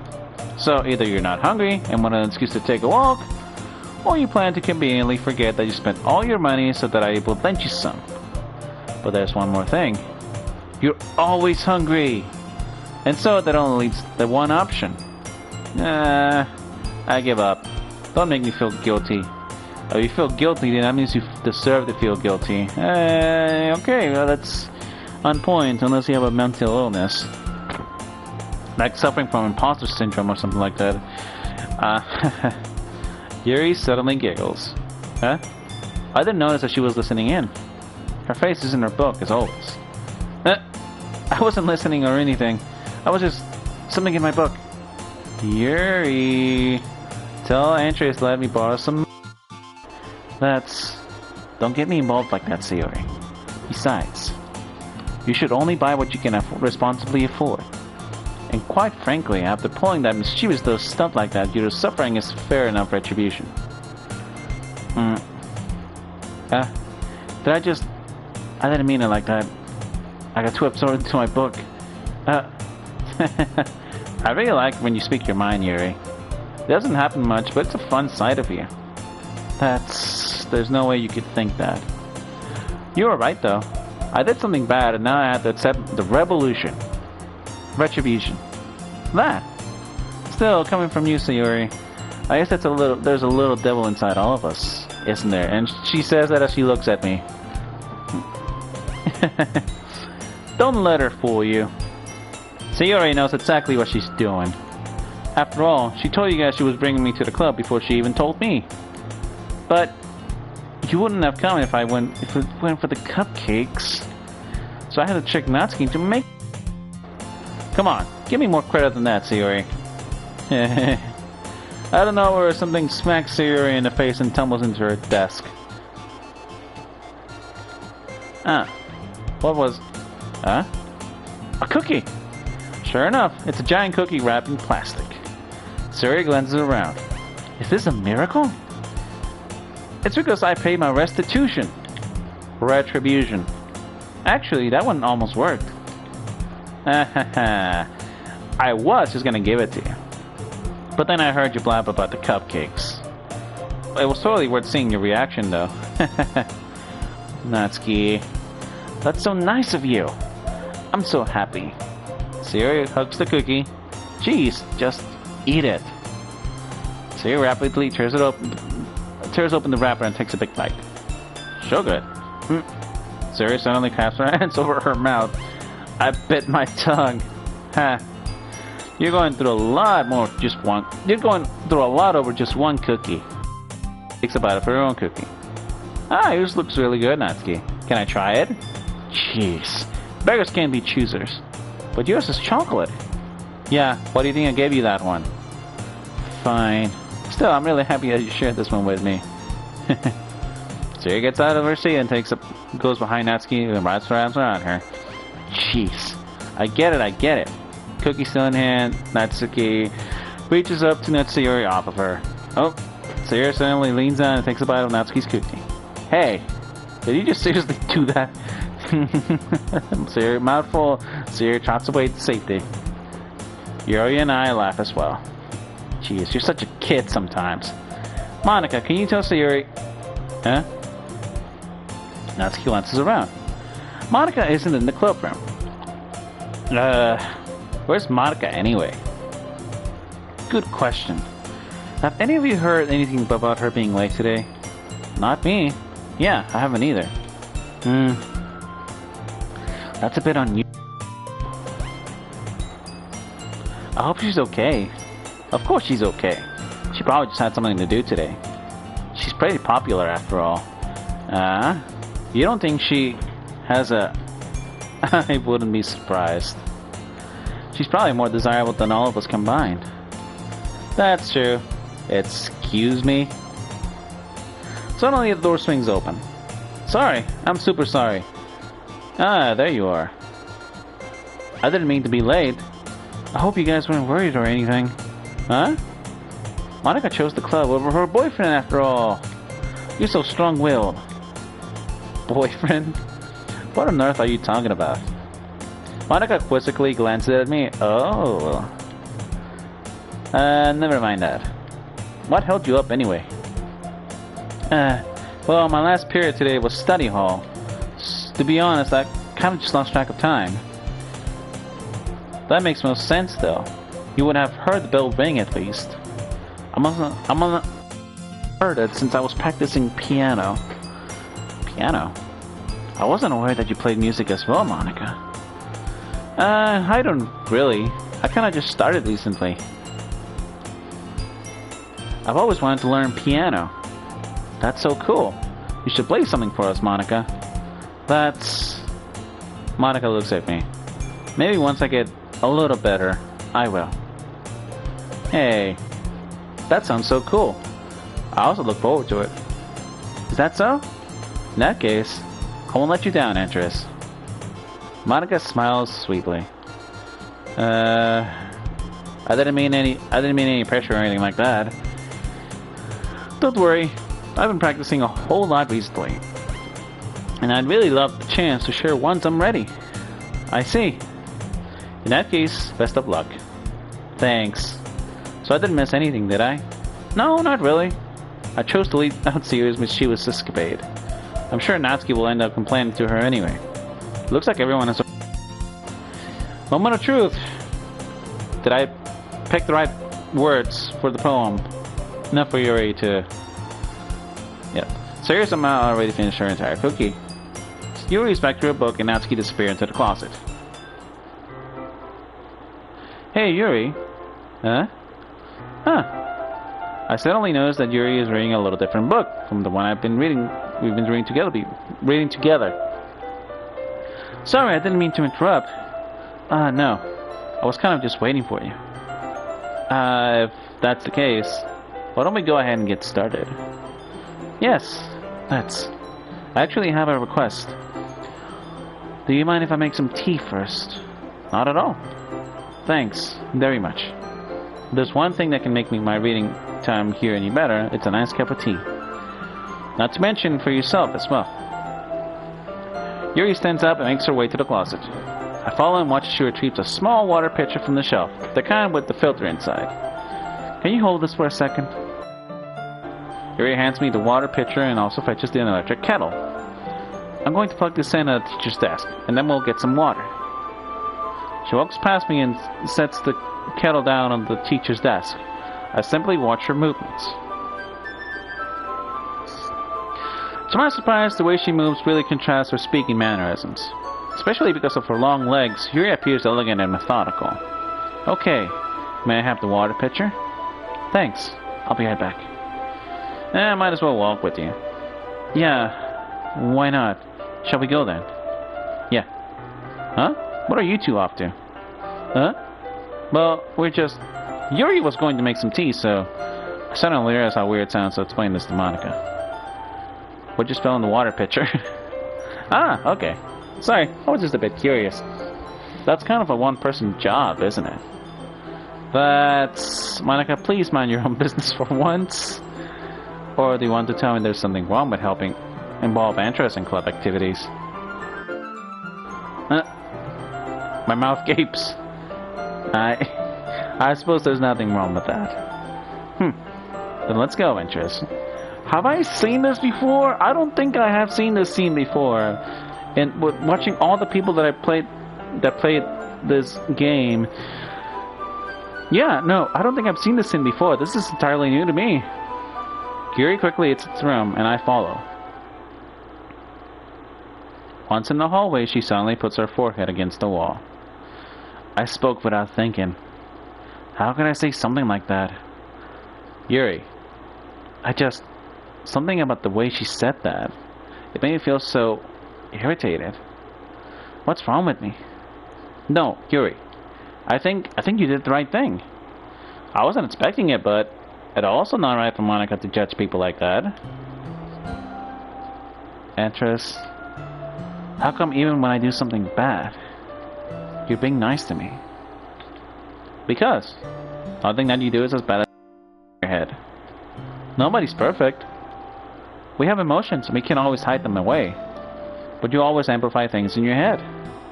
Your mind turns into a light rain shower. A light rain shower into a hurricane.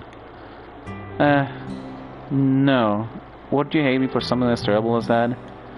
Why would I hate you? I can't hate someone for having emotions. What kind of friend would do that? Friend, you say? Haha. Yuri lifts her head. Antares, I really like being friends with you. Thanks, Yuri. I like being friends with you too. I feel kind of awkward saying something like that. But I'm doing my best to help Yuri feel better. Anyway, yeah. Shall we go? Yeah. What's with the sad theme all of a sudden? Does she feel that terrible? Yuri and I walk to the nearest water fountain.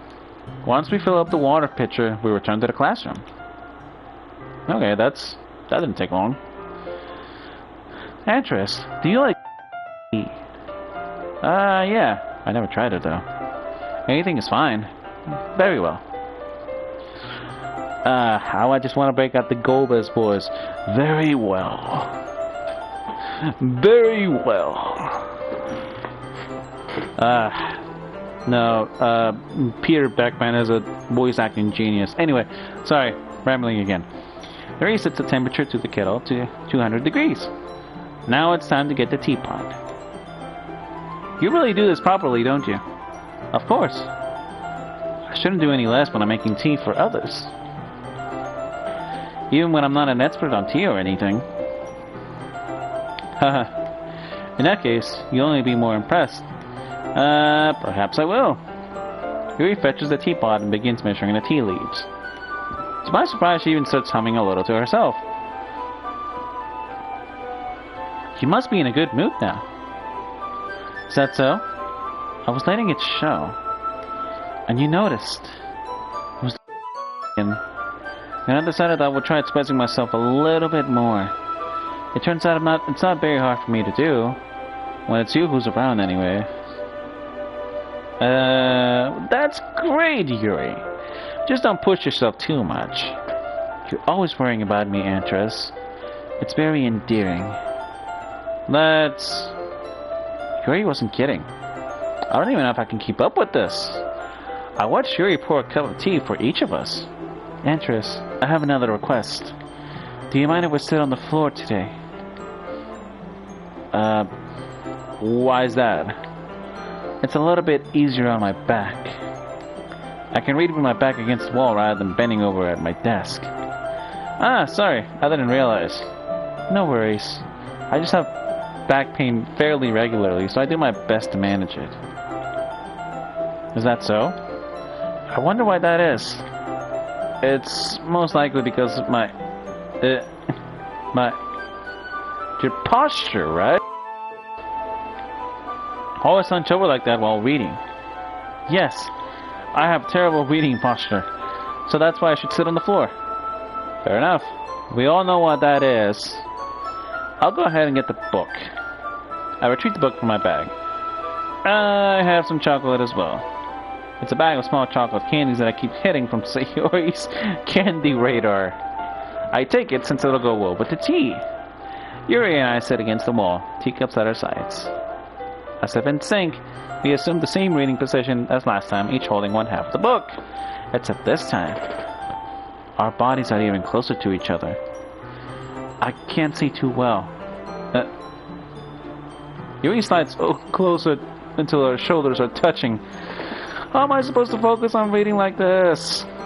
Yuri was always kind of cute, but when she's being less apprehensive, it's almost more than I can handle. Your teacup. Yuri hands me my teacup. Holding it in my hand, that's not holding the book. I end up in that position to focus. Because now I need to worry about making sure I don't accidentally touch her chest. Meanwhile, Yuri hasn't noticed a single thing. She wears her intense reading expression and can only presume the world around her has faded away. I use all my willpower to focus on reading. After a few minutes, I finally managed to relax a little. I put the teacup between my legs and fumbled with the chocolate wrapper.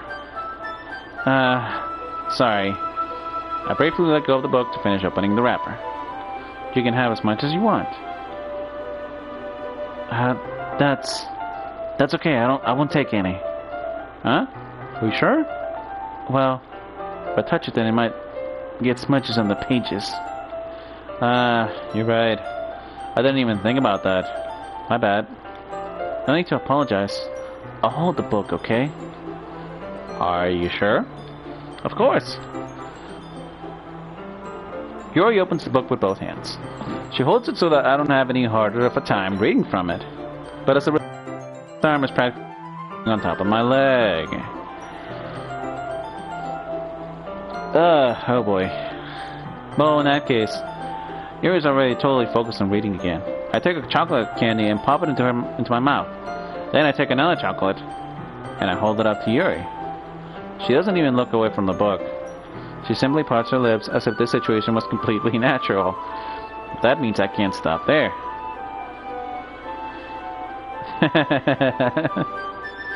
I apprehensively place the chocolate in her mouth. Just like that, Yuri closes her lips over it. Yuri's expression suddenly breaks. Did I just... Looks at me like she needs to confirm what just happened. Antares. Sorry. I guess I shouldn't have done that. Well, you were just helping. That's something that friends do. I don't know. I mean, homeboy and I were reading something next to each other. I'm not gonna do that with him. I don't even think I would have one of my homeboys next to me reading a book. I mean, that's something we probably do as kids, but not as grown men. Anyway, right? I mean, not really in this kind of context, but yeah, that's all it was. Yeah, then you don't need to stop or anything. I see. The situation has gotten really tense. Yuri tries to return to the book, but I can tell just by her expression that she can't even focus now. My heart is pounding. I nervously take another chocolate between my fingers, but this time Yuri's eyes meet mine. How did it even come to this? Yuri doesn't avert her gaze. I notice her chest rising and falling to the rhythm of her breaths. I raise my arm. Like before, Yuri parts her lips, but it's different. I take the chocolate and place it in her mouth. I feel her hot breath on my fingers. Oh man, that came out of nowhere. Expect more of that in the future. Yuri jolts back. It's time to share poems. Antares, you can help Yuri put away the tea stuff, right? Okay, thanks. The spell is abruptly broken. I'll pick up the bag of chocolates. In the end, we hastily clean up so much as a word between us. I get the feeling that this is something neither of us will have the courage to bring up. Alright. We're gonna do this in a different order now. I want to see what Natsuki thinks now. Well, I can admit that it's better than the last one. It's nice to see that you're putting in some effort. That's good, but I still don't like this at all. It's trying too hard to be serious. What do you mean by that? Poems don't need to be all deep sounding to express something. It's going to just sound like you're forcing it unless you really don't suck at it. Honestly, don't bother trying to write poems like this until you're on Yuri's level. Natsuki stops short all of a sudden. Don't tell me. Huh? You're not just trying to impress Yuri, are you? What are you even talking about? And keep your voice down. You know Yuri belonged this angsty. Just because she's talented right doesn't mean, Looks like I'm in trouble. I somehow struck a nerve, though what I did is beyond me. I am so done with you. Natsuki shoves the poem I handed her back over to me. Take your stupid poem. If you write it for someone else, just don't show it to me. This is what I get for letting a younger girl step into my business. Once I was a mind reader, I was destined to be in a world of pain from the start. At least Natsuki wasn't really the girl I was trying to impress in the first place. I mean, I want to, but this is not the route. Oh, this is much shorter than last time. Okay, we're gonna go with Yuri. Oh, I like this one entrance. It has some really nice feelings into it.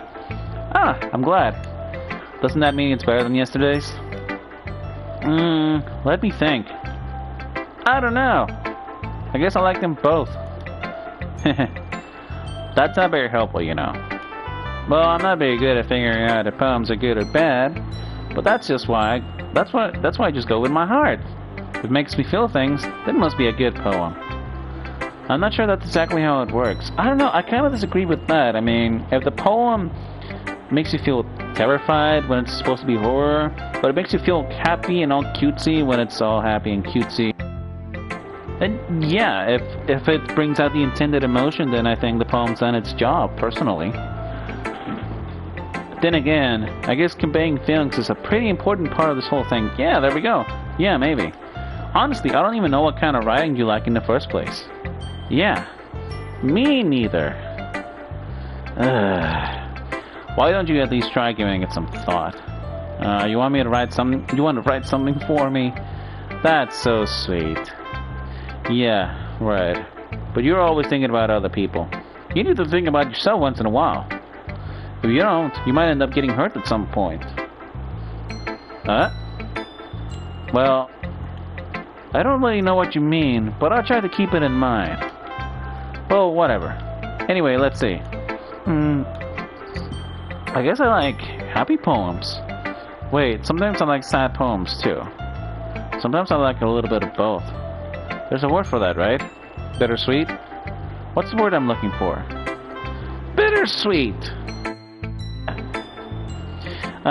Isn't dark chocolate an example of how something can be so bittersweet? I mean, it's chocolate, but for some people it makes them suffer. I like things that are happy and things that are sad. Happy and sad. I can't see you liking something sad, Sayori. Well, I like happy the most, but sometimes when you have a little rain cloud in your head, a sad poem can help give the rain cloud a little hug. And make a nice happy rainbow. Sayori, that's unexpectedly poetic. Yeah? It is. Maybe I'm getting better at expressing my feelings after all. Thanks, Interest. I should go write that down then. You can read my poem now, okay? Bottles. I pop off my scalp like the lid of a cookie jar. It's the secret place where I keep all my dreams. Little balls of sunshine, all rubbing together like a bundle of kittens. I reach inside my thumb and forefinger and pluck one out.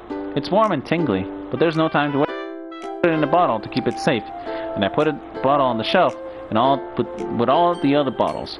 Happy thoughts, happy thoughts, happy thoughts, in a bottle and all.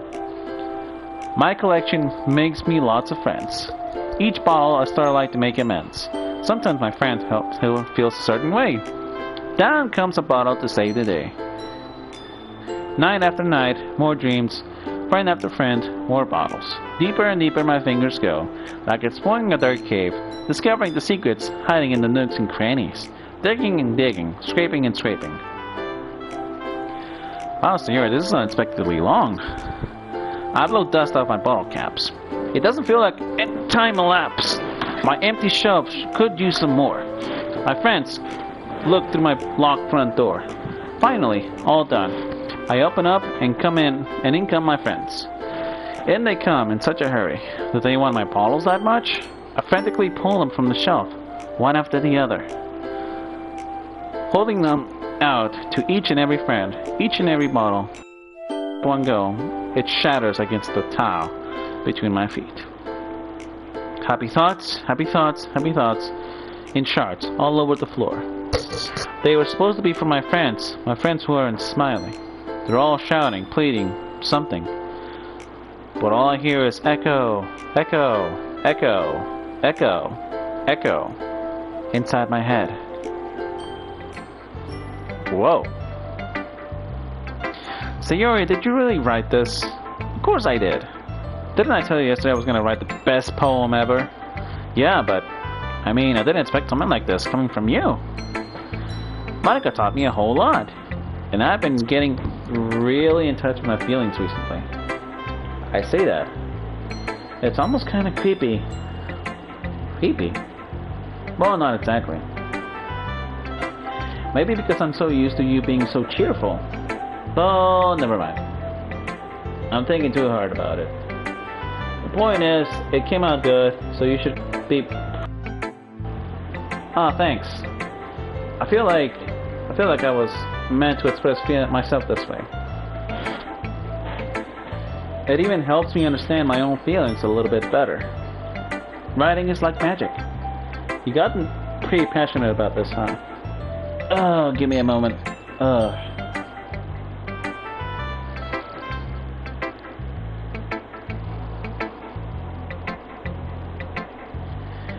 It's getting hard to speak.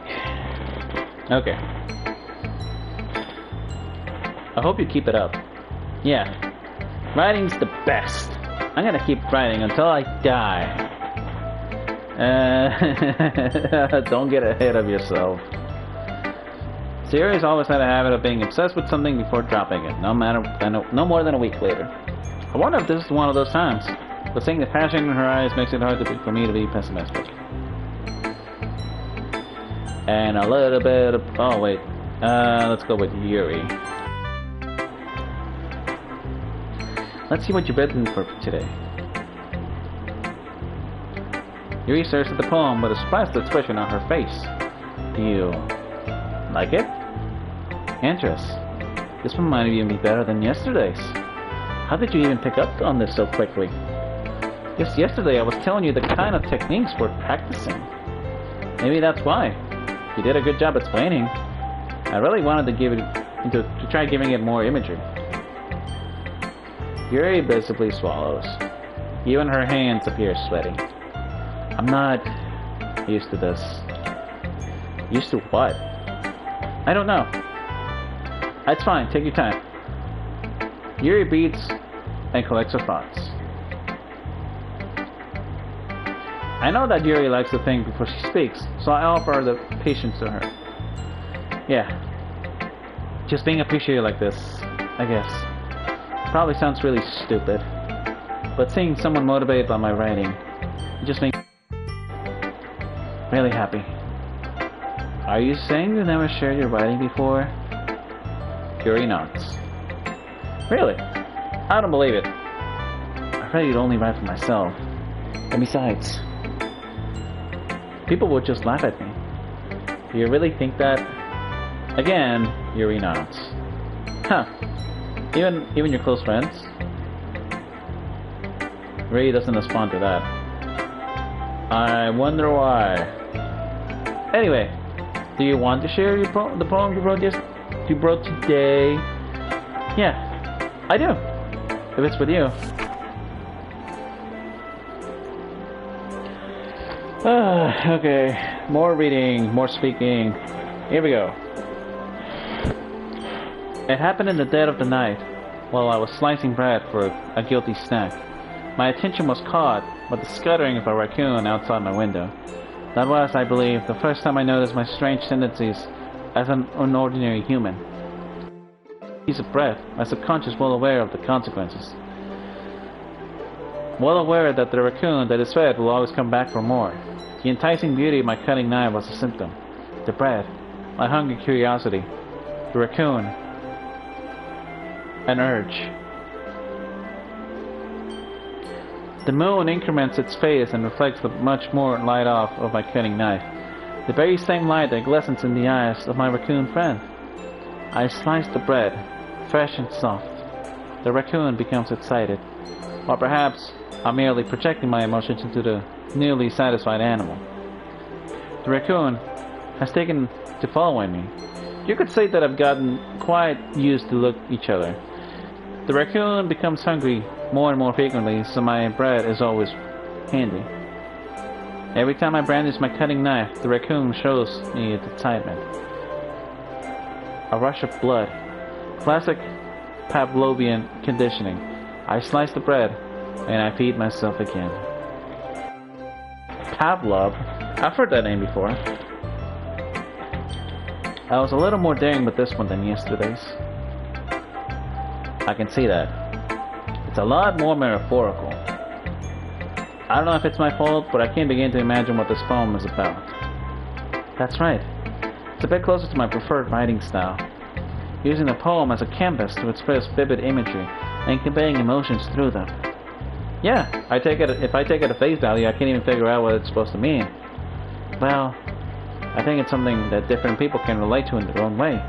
I wanted to express the way it feels for me to indulge in my more unusual hobbies. It's those sorts of things that I'm usually forced to keep to myself. So, I sometimes enjoy writing about them. Why do you keep them to yourself? Because they're embarrassing, and people would make fun of me. Do you have anything like that interest? What do I have? Fantasy 14 in my off time. I play D&D in my off time. That's not I can keep that secret. Because nobody wants to deal with it. Not many people, anyway. But as far as an embarrassing secret, I think everybody has those. Well, yeah, I guess I do. I feel like everyone has a little something like that. The best we can do is respect each other and our individualities. Even if it's difficult sometimes, and some things make us uncomfortable. After all, if I hadn't learned to embrace my own weirdness, I probably would hate myself. I might be ranting a little bit now, but I'm glad that you're a good listener. You're good at a lot of things. Writing, listening. There really aren't many people like you, Antares. That's exaggerating a little bit. It's just how I feel. I never thought I would feel so comfortable with sharing my writing. But now, I feel like almost like I look forward to it. It's just a feeling I'm here to thank for that. It's nothing really. Yuri smiles sincerely at me. For just a moment, her timidness seems to disappear.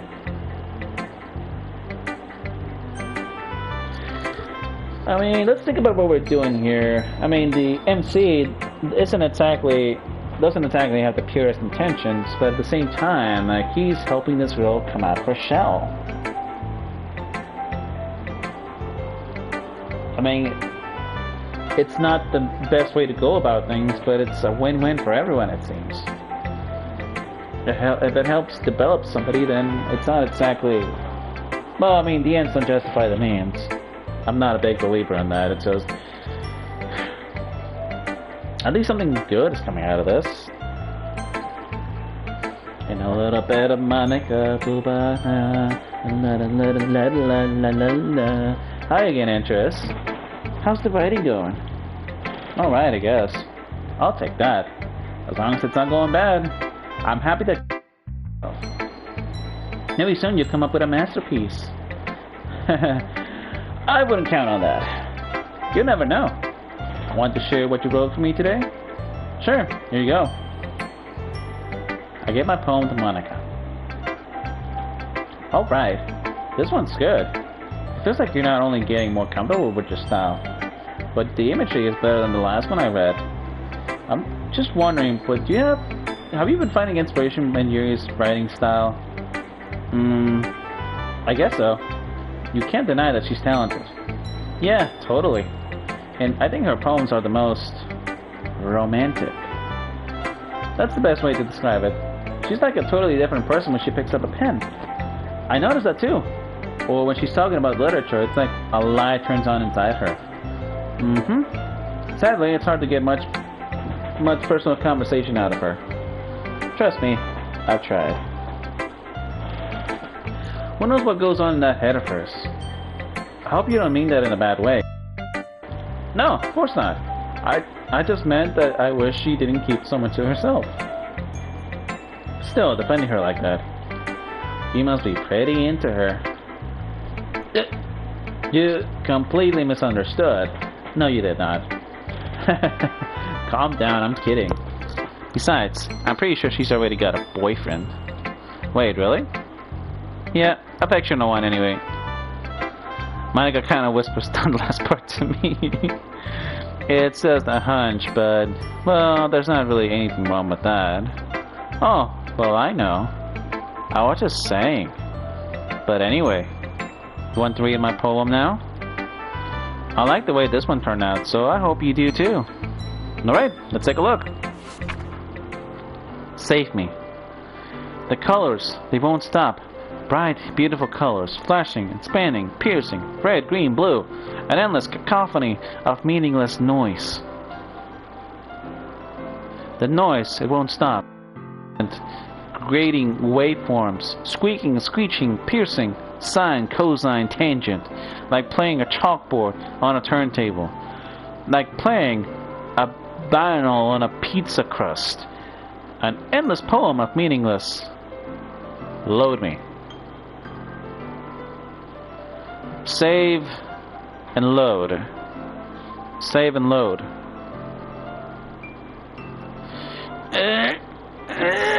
Foreshadowing.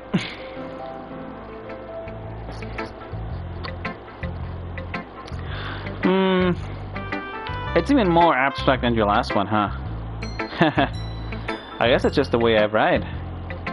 I'm sorry if you don't like it. No, I never said that. It's a kind of thing I never really seen before, I guess. I kind of like playing with my space on paper. Choosing where or how to space your words can totally change the mood of the poem. It's almost like magic. The way I write the lines really short makes it feel like they're trying to speak over the noise. I see. It's still hard for me to tell what it's about, though. Sometimes asking what a poem is about isn't the right question. A poem can be as abstract as a physical expression of a feeling, or a conversation with the reader. So putting it that way, not every poem is about something. Anyway, here's Monica's writing tip of the day. Sometimes you find yourself facing a difficult decision.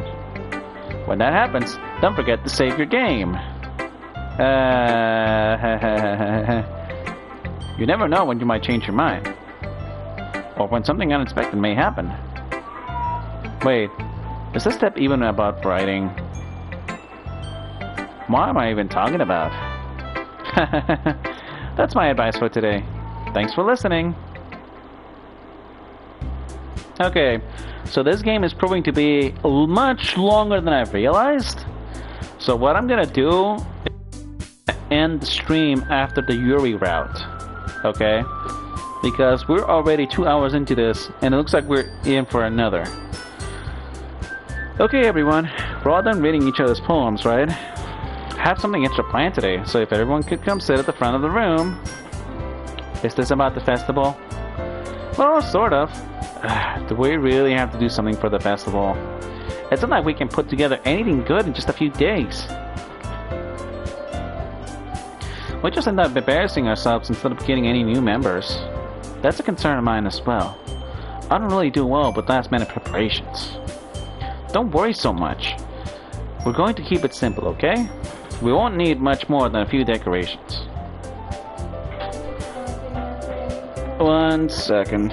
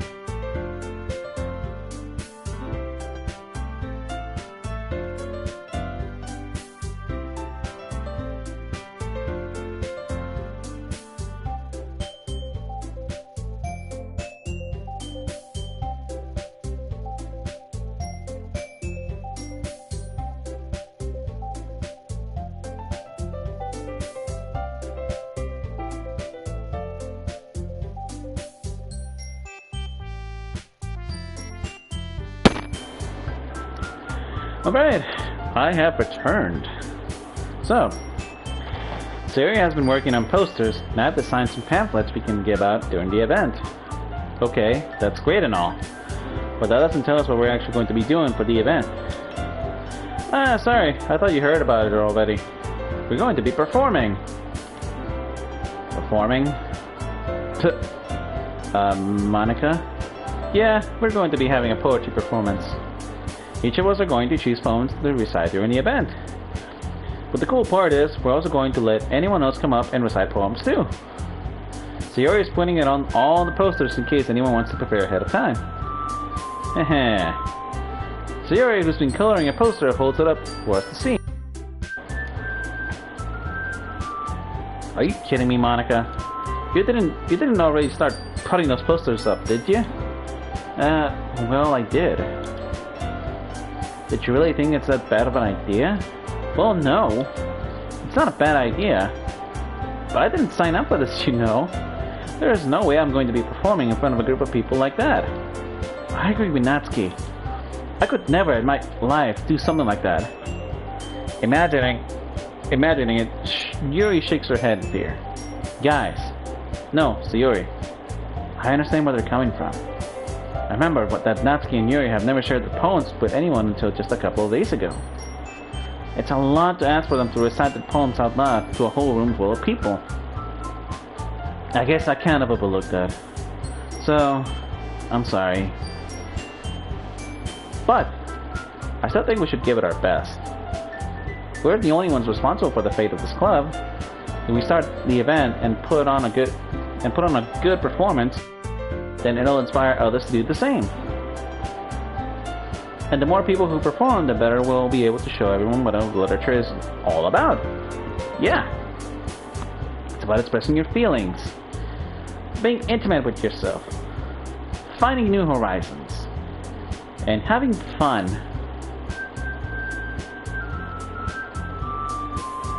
That's right. It's those reasons that we're all in this club today. I just want to take a moment to say something.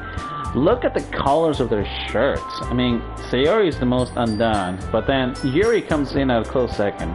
Natsuki's is fine, but Monica's is the neatest out of all of them. Don't you want to share that with others? To inspire them to find the same feelings that brought you here in the first place. I know you do. I know we all do. And if it all takes is standing in front of the room for 2 minutes and reciting a poem, then I know you can do it. He remains silent. Sayori looks worried. I guess that leaves me no choice. I agree. I don't think it's too much to ask. I think that Sayori and Monica have been trying really hard to get new members. The least we can do is help them out a little bit. Well, maybe, but it looks like Natsuki doesn't have much argument left. Fine. Okay, fine. I guess I'll just have to get it over with. Oh, right. Here. Thanks, Natsuki. What about you, Yuri? Yuri dejectedly glances around everyone else's expectant faces. I guess I don't really have much of a choice. Aha, that's everyone. You're the best, Yuri. This club is seriously going to be the death of me.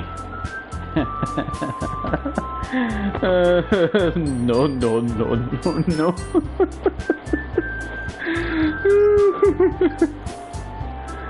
Oh gosh. You'll be fine, Yuri. Let's move on to the main event. I want each of you to choose a poem of yours. We're going to practice reciting them in front of each other. No way! Monica! This is too sudden. Well, if you can't recite your poem in front of the club, how do you expect to do it in front of the strangers? Oh no. Don't worry. I'll start off to help everyone feel a little bit more comfortable. Can I go next? Of course. Now let's see. Monica flips through her notebook to the specific poem she has in mind for herself. She then stands up to the podium.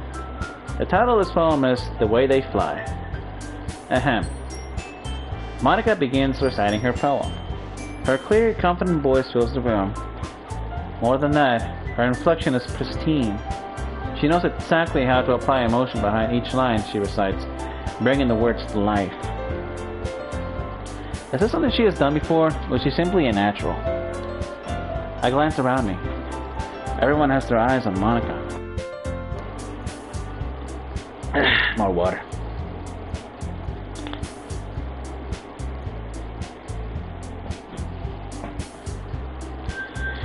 So Yuri looks amazed. Yuri has an intense expression in her face that I don't understand. Finally, Monica finishes her recitation. The four of us applaud. Monica takes a breath and smiles. That was so good, Monica. Haha, thank you very much. I was just hoping to get a good sample. Are you ready to go next, Yuri? I'll go next. Yuri's fired up all of a sudden. Yuri clutches a sheet of paper behind her hand and stands up. Keeping her head down, she walks quickly over to the podium. This poem is called...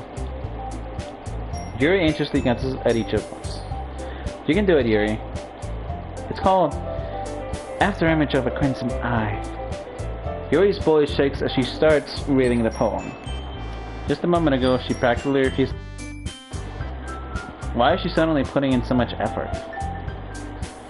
As Yuri gets past the first couple of lines, her voice changes. It's almost like what happens when Yuri gets absorbed into her books. Her quivering words transform into sharp syllables of a fierce and confident woman. The poem is full of twists and turns in its structure that she enunciates with perfect timing. This must be a rare glimpse into the whirling of the fire Yuri keeps concealed inside her head. Suddenly, she's finished. Everyone is stunned. Yuri snaps back into reality. Oh, watch your profanity, and glances around her as if she's bewildered even herself. It's up to me to save the situation. I'm the first to start applauding. Everyone joins me afterward, and we give Yuri the recognition she deserves. It's not that we didn't want to applaud for her, but we were caught off guard that we must not have forgotten. As we applaud, Yuri holds the poem to her chest and rushes back to her seat. Yuri, that was really good. Looks like Yuri is down for the count. Okay, I guess I'm next then. So Yuri hops out of her chair and cheerfully walks to the podium. This one's called My Meadow. Sorry, I giggled. Sayori, it's a lot harder than I thought. How did you guys do it so easily? Try not to think like you're reciting to other people. Imagine you're reciting it to yourself, like in front of a mirror, or in your own head. It's a poem, so it'll come out the best way. I see. Okay then. Sayori begins her poem. Somehow, it feels like her soft voice was made as a perfect match. The poem isn't aimlessly cheery like Sayori is. It's serene and bittersweet. If I were to read this on paper, I probably wouldn't think much of it. But hearing it come from Sayori's voice almost gives it a whole new meaning. Maybe this is what Sayori meant when she said she likes... It's like I get to reach more deeply into someone I thought I knew through and through. Sayori finishes and we applaud. I did it! Good job, Sayori! Even Antares liked it. I guess that's a good sign. What does that even mean? I squint my eyes at her. It came out nicely, Sayori. The atmosphere of the poem fits you really nicely. But it might be that other poems wouldn't work quite as well with that kind of delivery. Eh? I don't really understand. In other words, I've seen poems of yours where that sort of gentle delivery wouldn't work as well. They might need a little more force behind them, depending on what you're reading. Oh, I know what you mean. Well, I've been practicing that kind of thing. It's just embarrassing to do it in front of everyone. Then next time, I'm going to make you pick out a poem that challenges you a little more. We don't have much time before the festival, you know. Okay. Now, who's next? Natsuki? Don't make me go before Antares. It's not like I can compare to you guys anyway. Might as well let Antares lower everyone's standards a little so before I have to do it. Natsuki. It's fine. I might as well get it over with. But it's not like I have much of a selection on what to read. I just have to go with what I wrote for today. I stand up and step in front of the podium. Everyone has their eyes on me, making me feel a bit awkward. I recite my poem. Since I'm not exactly confident in my own writing, it's hard to put energy into it. Despite that, once I finish, I receive applause anyway. Sorry, I'm not really as good as everyone else. Don't worry about it so much. I think it's less about your abilities and more about your lack of confidence in your writing. That's something that I'll improve over time, though. Yeah, maybe. Alright then. That just leaves you, Natsuki. Yeah. I'm going. Natsuki begrudgingly gets out of her seat and makes her way to the podium. The poem is called... Why are you all looking at me? Because you're presenting. Anyway, the poem is called Jump. Natsuki takes a breath. Once she starts reciting her poem, her sour attitude disappears a little. While she's a little enthused, her poem has a rhythm and rhyme to it. It's Natsuki's trademark style, and it works surprisingly well when spoken aloud. The words feel like they bounce up and down, as if giving life to the poem. Natsuki finishes, and everyone applauds. She hops back to her seat. That wasn't so bad, was it? Easy for you to say. You'd better not make me do that again. Well... Do you at least feel prepared enough to recite a poem in front of other people? I mean, doing it in front of other people will be way easier. I can put on whatever face I want for other people. But when it's just my friends, it's just embarrassing. That's a surprise, Natsuki. I think it would be the other way around for me. Well, that's just how it is, so... Well, I guess next... You won't have much to worry about at the festival. That said, I want to thank everyone for coming through. It might be hard, but I hope that you all have an idea of what it's like now. Make sure you pick a poem to get enough practice before the festival, okay? I'll be making pamphlets, so let me know ahead of time what you'll be reciting. Jeez. I should probably go find some other poem to recite instead. That's fine too. It doesn't have to be your own. I'm already pleasantly surprised that you're putting in all in this effort for the club. It makes me really happy. Yeah, no problem. Okay, everyone. I think that's about it for today. I know the festival is coming up, so let's try to write poems for tomorrow as well. It's been working out really nicely so far, so I'd like to get to continue that. As for the festival, we'll finish planning tomorrow, and then we'll have the weekend to prepare. Monday's the big day. I can't wait. I can do this. Alright.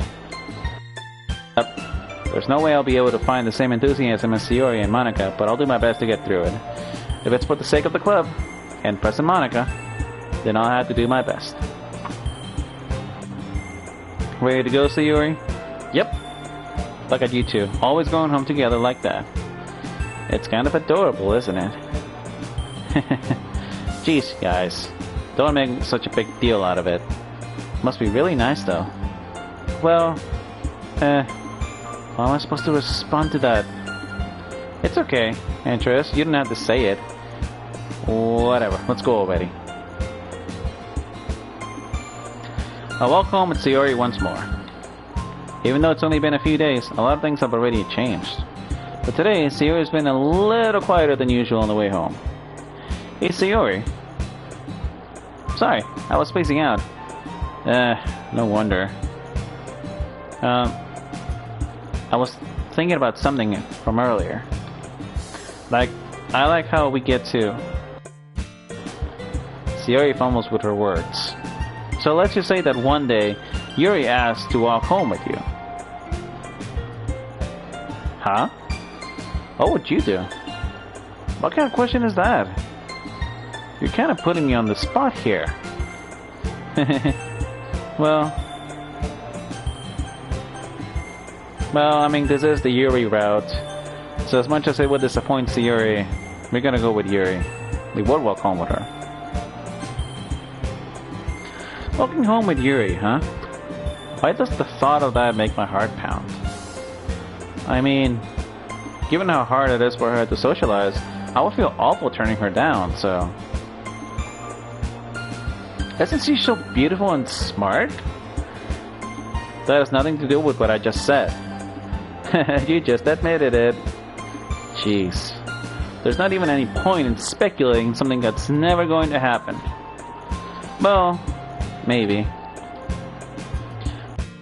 About it. It's not long before you won't need me anymore, you know? Need you? See, Yuri, I can't figure out how you're seeing things in your head right now. If anything, you're the one who needs me. Everyone is different. Nobody in the club is a replacement for you.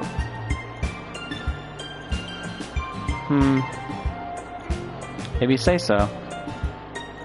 The conversation trails off and I'm feeling a little awkward. That was kind of her fault for trapping me in such a weird question. I can't just lie to her. But if there's something that makes her happy, I would hate to take that away from her. That's why I said there's no point in speculating. Then again, the festival is only a few days away. Who knows what will happen in that time? Alright, this is the day before the festival.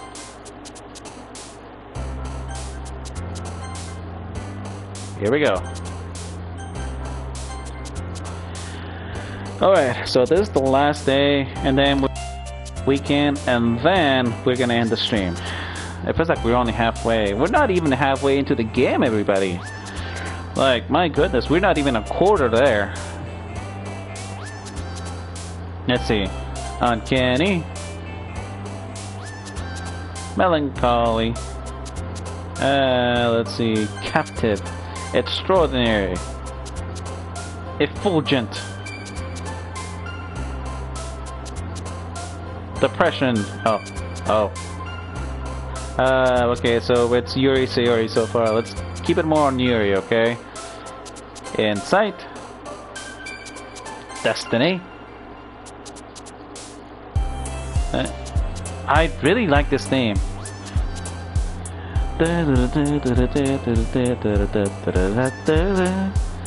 Melody. Oh, no. Here comes some horror. Shopping, waterfall, sparkle, vibrant, comfort, fantasy, disoriented, fester tone, jumpy mouse, sing, bouncy, agonizing, unending, dream, anger, kitty, empty playground, color, maker, sticky, music.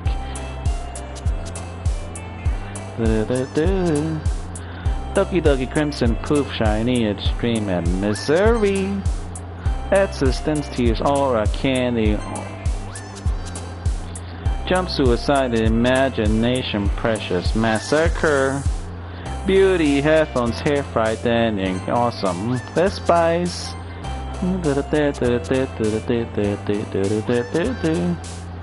Lusty, Creative, Shame, Sweet Skirts, All Unquestioned. Vacation, Vanilla, Unrequited, all of its own. And we're gonna go for unrequited? Is that how you pronounce it? Or is it alone? Secretive? My goodness, it feels like all these are the wrong option, so we're gonna go with unrequited. Yep. I know that Yuri likes the complicated words, unless the complicated words mean something to Sayori, I think. Oh man, I'm the last one here again. Don't worry, I just walked in too. Were you practicing piano again? Yeah. You must have a lot of determination. Starting this club and now picking up piano. Well, maybe not determination, but I guess passion. Remember that the club wouldn't be here if it weren't all for all of you. And I'm super happy that you're all willing to help out for the festival too. Oh, she's happy. I can't wait for the festival. That's gonna be great. Huh? Weren't you complaining about it just yesterday, Natsuki? Well, yeah. I'm not talking about our part of the festival. But it's a whole day of school where we get to play and eat all kinds of delicious food. You sound a bit like Sayori all of a sudden. I'll be saying the same, and I would sound like total. Anyway, Monica, do they usually have fried squid? Squid? That's a very specific thing to look forward to. I love squid. I've tried fried squid. It's really good. Oh, come on. Are you saying you don't like squid? You of all people? I didn't say I don't like it. Besides, what do you mean by you of all people? Because it's right in your name. Monica. She doesn't seem pleased. It's the first time I've seen that expression on her. That's not how you say my name at all. Also, that joke makes no sense in translation. Oh, so they're breaking the fourth wall here. Huh?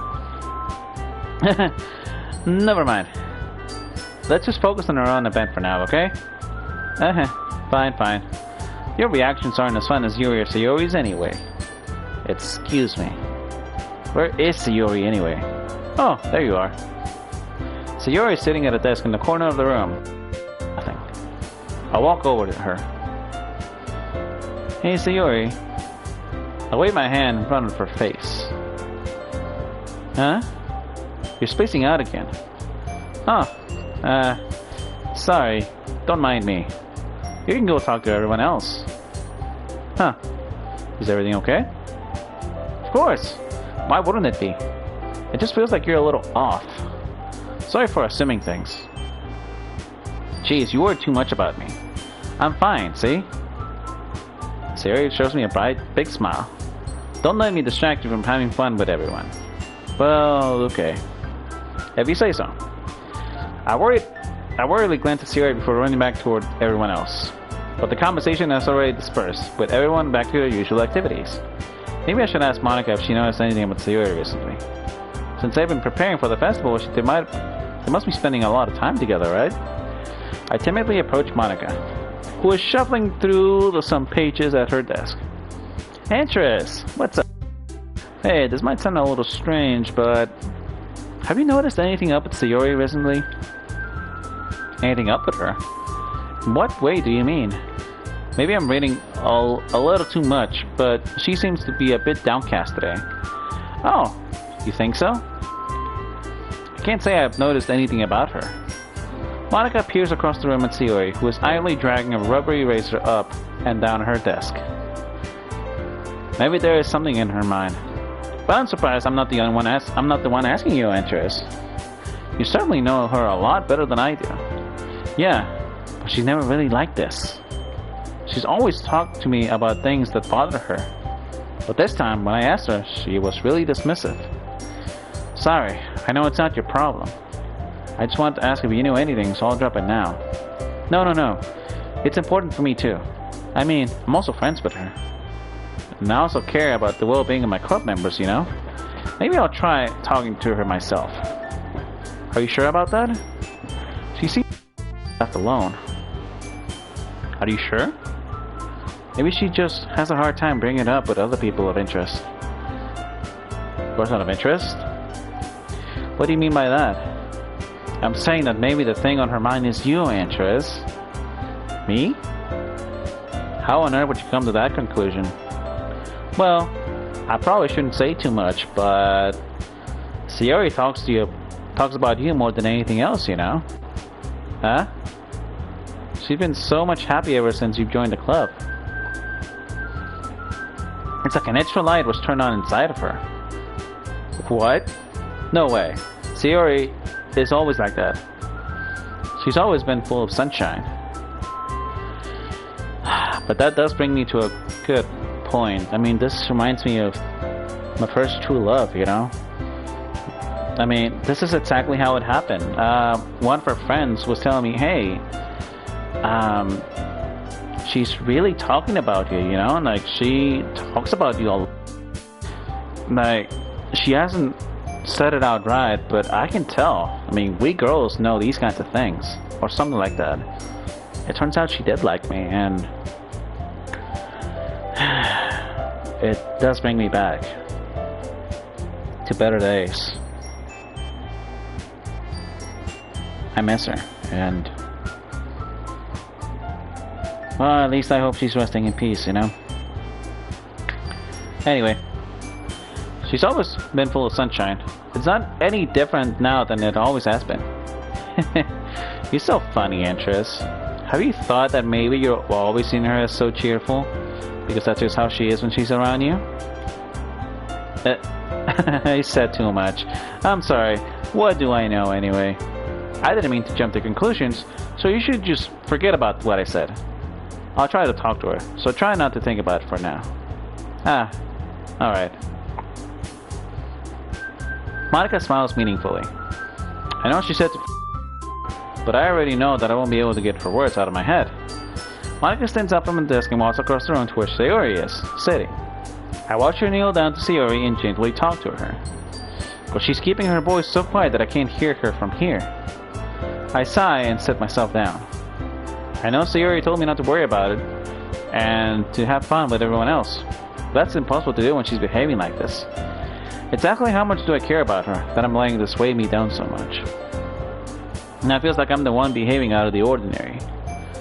But there's nothing I can do besides wait for Monica. Why does it feel like I'm being watched? I glance around the room.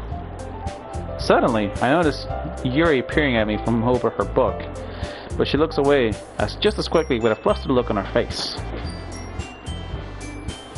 I realize that she won't get anywhere like this. I never really seen Yuri approach anyone or start a conversation on her own accord, so I have no choice but to approach her myself. By now, it's a little easier for me to do that. I stand up from my desk and sit on my phone. I didn't mean to bother you or anything. Relax. I didn't even do anything. But I could tell that you wanted to be alone with your thoughts. Oh, with my thoughts? How were you even able to tell what I was thinking like that? Well, it's something that I do a lot. So it wasn't hard for me to spot based on your posture and expression. Not that I was staring or anything. Oh, you were staring. I didn't do anything creepy like that. Hey, listen, I don't mind being stared at, okay? In any case, I guess you were right. I'm sorry if I caused you any concern. Don't apologize. Your troubles are only the concern of those who willingly share in that concern. Of course, there are certainly those who find the most comfort in keeping to themselves. But if you would prefer to share what's on your mind, then I will be glad to listen. It's really not that big of a deal. I was just feeling a bit uneasy about Sayori. Sayori? Yeah, she seems a little off today, but when I asked her about it, she didn't want to admit it to me. So I can't help but wonder if something happened to her. Oh, that's quite romantic. Sorry. I didn't mean to say anything. I didn't mean to say something stupid. It's not that. I just don't want you to misunderstand. Yuri and I have just been friends for a long time. That's all. Huh. I see. Then perhaps it is unusual for her to be dismissive with you about her feelings. Okay, you know what scares me about this game right now? It's that I'm reading the text bar so much, and I can only use my peripheral vision to look at their expressions. So I get scared that all of a sudden they'll make like a creepy face as soon as I look at their face when I'm done reading their text bars. Anyway, here we go. Antares. The world is full of meaning, often hidden deep beneath plain sight. There are many untold stories behind every person, no matter how well you may know them. So you think that there might be something behind it after all? I think that Sayori is a very complex person. Her mannerisms on the outside don't always match what may be going inside her head, and she may not always know what she wants. I noticed a strange behavior today too, and I also feel some concern for her. But in your case, it looked like she was fully occupied in your thoughts, wasn't she? Well, I guess that was the case. Sayori, she really means a lot to you, doesn't she? I guess. But you don't need to put it that way. We're just good friends, that's all. Yuri suddenly looks deeply into my eyes. Her expression is gentle and curious, as if she was searching for something. Embarrassed, I avert my gaze. Sometimes, a person's mysteries are untold even to themselves. And you, as someone honest and caring, may uncover feelings you weren't aware were in you. That is, I think that she would be a very fortunate person to have you feel that way about her. Yuri, you're giving me too much credit. Yeah, I mean, I joined this club because I want to hook up with somebody. That's it. I'm not the most moral person in this game, at least. I'm a pretty simple guy, so I think I'm pretty good at understanding my own feelings. I'm not nearly as sophisticated as you. That's not a compliment, is it? It is what it is. It is what it is. Anyway, as long as we're here, why don't we do some reading? Well, as long as you're okay with it. Yeah. I should be taking my mind off the whole thing anyway. Okay, everyone. After some time passes, Monica calls out to the club room.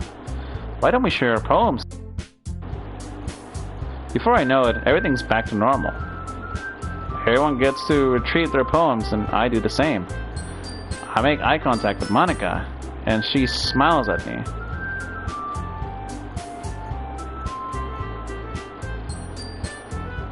I wonder what she was talking about with Sayori.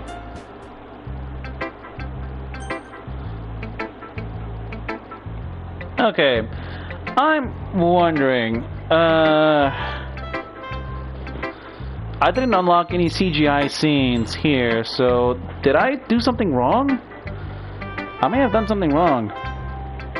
Give me just a moment, everybody.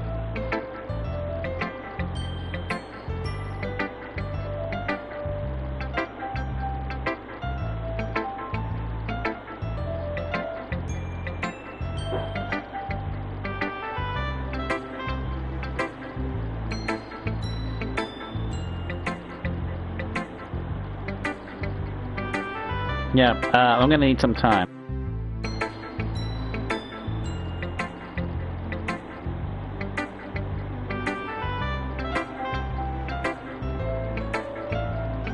This is what, day 4?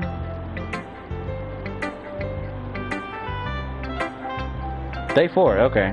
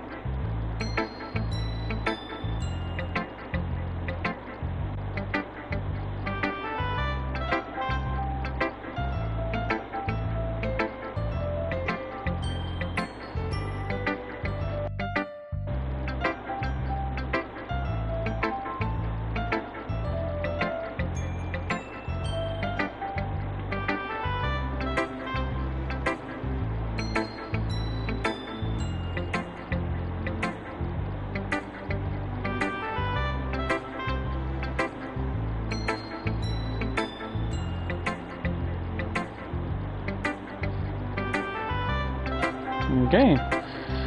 Looks like we're doing right then.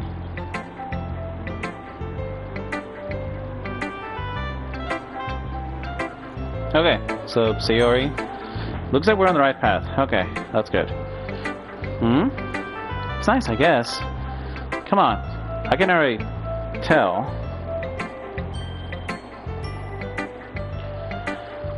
I can already tell you don't like it.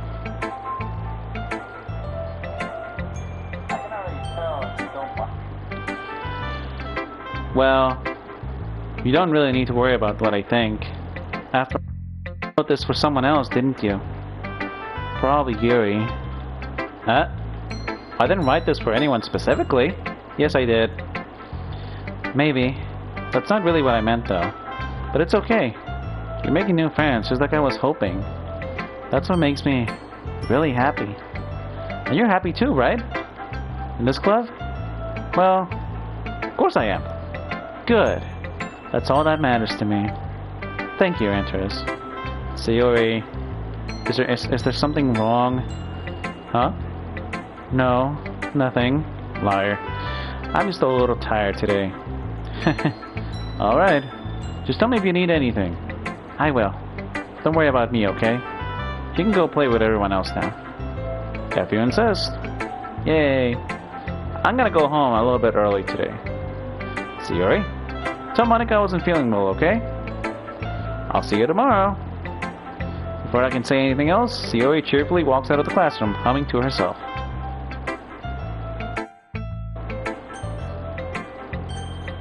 That's a Snatsky.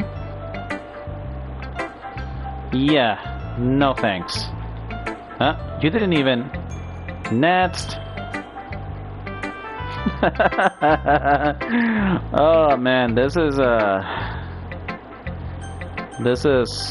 okay. Monica. Hi, Antares. Have you thought about what you want to submit to perform at the festival? Well, being in this club is one thing, but performing in front of a bunch of people, I'll have to give it some more thought. Okay, no pressure. But whatever you do, I'm sure it'll turn out great. It would also make me happy to see. Anyway, let's take a look at today's poem. Sure. I'll let Monica take the poem I'm holding in my hands. Your style's gotten up so refined, Antares. Yuri's been teaching you a lot of things, hasn't she? Well, I guess so. Yeah, I've been noticing how much time you spend with her. I think more words these past couple of days than she's talked to in the whole year. Not sure how you did it, but that's pretty impressive. Well, she just needs some patience and in a way to talk about all the things in her head, I guess. I'm still getting the hang of it myself.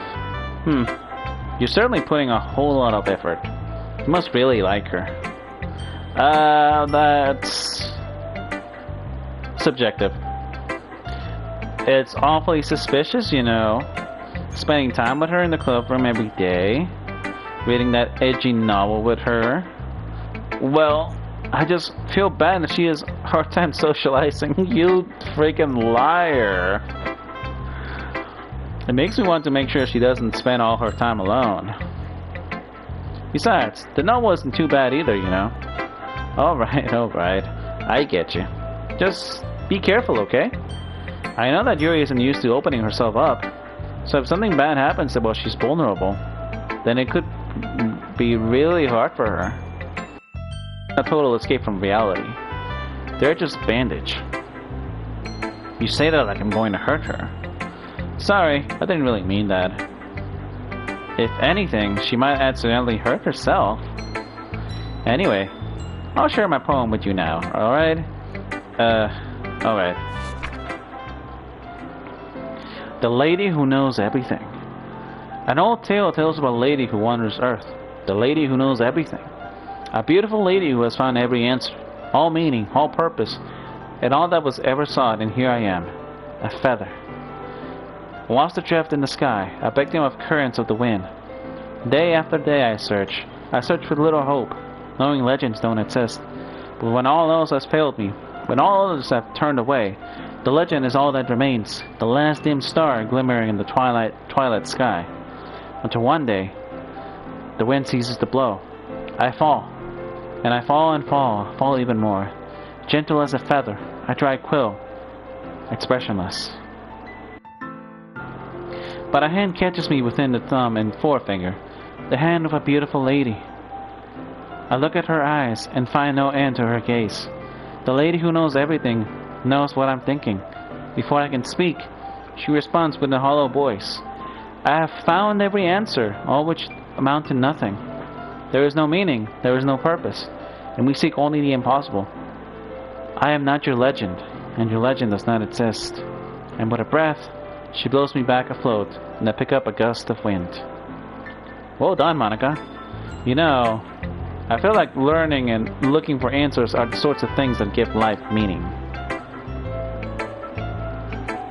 Not to get too philosophical or anything, but it was kind of on my mind, and so that's what I wrote about. I see. I never really put much thought into it. In a way, it's almost paradoxical. Because if we have all the answers, won't the world start to lose its meaning? You know, there's one thing I noticed. Everyone in the club prefers writing about things that are more sad than happy. You're surprised? I mean, if everything was okay, we wouldn't really have anything to write about, would we? Humans aren't two-dimensional creatures. I think you'd know that better than anyone. Monica, are you talking to me, or are you talking to me? You mean one-dimensional. Ah, yeah, that. Anyway, here's Monica's writing tip of the day. Are you ever too shy to share your writing because you're afraid it's not that good? It can be really disheartening to get a lukewarm response to something you put so much into. But if you find other people who enjoy writing, then sharing becomes a lot easier. Because instead of just telling you that your writing is good or okay or bad, they'll want to focus more on everything that went into it and the things you can work on. It's much more encouraging that way, and it'll make you want to continue improving. It's almost like having your own little literature club, don't you think? Thanks for listening. And then there's Yuri. Antares. Your writing has only improved in these last few days. Every poem you've shown me has been nothing short of spectacular. I can really feel the emotions. I'm a little envious even. I don't mind. I don't think it ever came to me this naturally. Yuri, that's the wrong way to put it. This never did come naturally to me. But I've been able to improve so much thanks to you.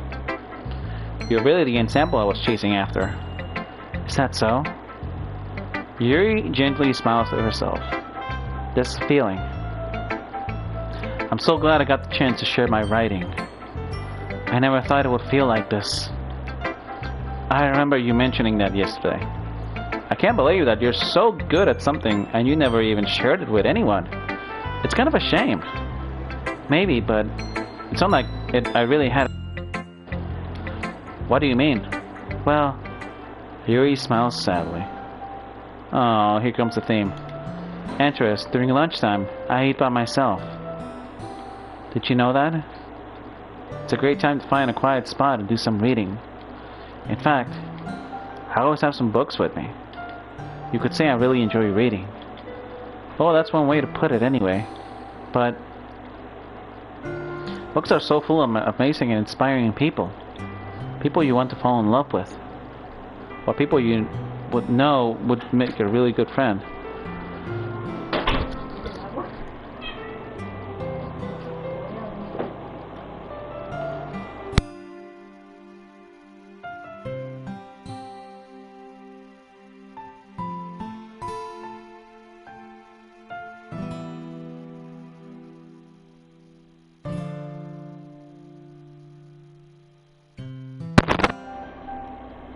Alright, sorry, there was an interruption, but I can keep going now.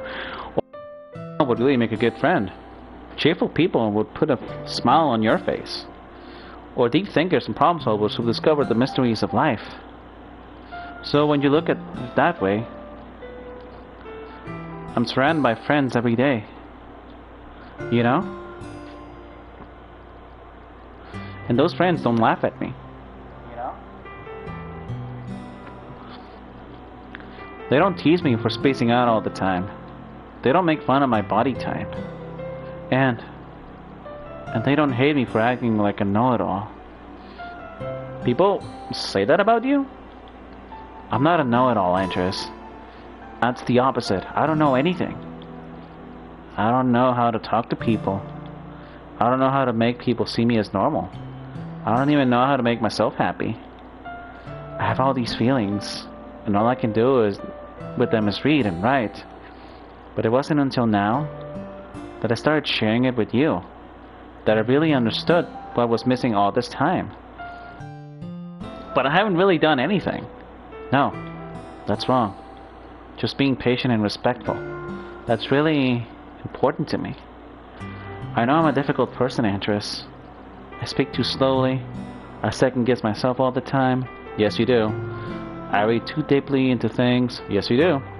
But every time, you always treated me just like anyone else. It's so rare that I feel comfortable with myself when I talk to others. But that's why every time I talk to you, I just feel really happy. I say, well, I treat you how you deserve to be treated, Yuri. And if other people don't see it that way, then screw them. I mean, I joined this club hoping I would make friends. And I would say I've had at least one success. Wouldn't you? If you put it that way. Yeah. We really are friends now, aren't we? Yuri puts her head in her hands. But this time, she's smiling as she does it. Ah, look. That's something I've noticed. Okay, so she's always frowning when she puts that face, but now she's smiling. Do you want to show me your poem? Yeah, I do. Let me get it for you. Ghost Under the Light, Part 2. The tendrils of my hair illuminate beneath the amber glow, fading. In the distance, a blue-green light flickers. A lone figure crosses its path, a silhouette obstructing its eerie glow. My heart pounds, the silhouette grows. Closer, closer. I feel my umbrella, casting a shadow to shield me from visibility. But I am too late. He steps into the streetlight. I gasp and drop my umbrella. The light flickers. My heart pounds. He raises his arm. Time stops. The only indication of movement is the amber light, flickering against its outstretched arm. The flickering light is the rhythm with the pounding of my heart, teasing me for succumbing to his forbidden emotion. Have you ever heard of a ghost feeling warmth before? Giving up on understanding, I laugh. Understanding is overrated. I touch his hand, the flickering stops. Ghosts are blue-green, my heart is amber. Oh. Finishing the poem, I start to hand it back to Yuri. But instead of taking it from me, she looks away. Do you dislike it? Ah, no, of course not. I just don't really know how I should respond. Despite Yuri's poems usually being cryptic, it wasn't hard to figure out what this one was about. It's about me. I don't know if I'll ever be able to explain this one. That's fine. I understand this one. Oh, there she is with her frown again. Yuri is having an even harder time speaking than usual. Does this one mean a lot to you? Yuri nods. I'm not really good with words, but I'm happy that you shared this with me. So, thank you. And I hope we keep spending time together. Despite my inability to make eye contact, I see a faint smile emerge from Yuri's lips. There, she's smiling again. I once again try to hand the poem back to her, but instead Yuri gently takes my hands and pushes them back toward me. I hesitate in response to her warm touch. You can... The poem is... Once again, Yuri fails to form a complete sentence. You mean I can keep it? Yuri nods. I'd love to. Again, Yuri faintly smiles as if she doesn't want me to notice. You always make me feel nice. I know I'm not good with people, but I hope that I can return the favor sometimes. Yeah. Don't worry. I think you do a good job. Yuri finally turns back toward me. I guess we should move on before Monica says something. But I'm sure we can talk again later. Yeah, I'm sure we will. But then Yuri timidly smiles at me and I return to my seat so I can put her poem away. 3. We're all done sharing poems, right? Why don't we start figuring out... Hold on a second. Is it just me or is there something strange just now? Something did sound a bit unusual. That's right. You deviated from your usual catchphrase when addressing the club. Catchphrase? I don't even have a catchphrase. Jeez. Why is the mood so weird today? Look, even Yuri isn't immune to it. Stagnating air is common foreshadowing that something terrible is about to happen. In your books, maybe. Look, the only thing different is that Sayori isn't here. Ah, it seems you're right. Sayori always helps lighten the mood a little bit, doesn't she? It's almost like everyone's balance is thrown off a little when she's not around. That's because Sayori is a trope commonly known as the heart, which, in short, in summation, is the heart, is the glue that holds the group together. Without the glue, the group won't. Where the heck did she run off to anyway? I thought she just went to pee. Natsuki, please show some decency. Oh, come on. She actually wasn't feeling too well and went home early. Is that so? I hope she's alright. Seriously? Of all the times to not go home with her, you picked the time she's not feeling well. So much for you two being all lovey-dovey. No.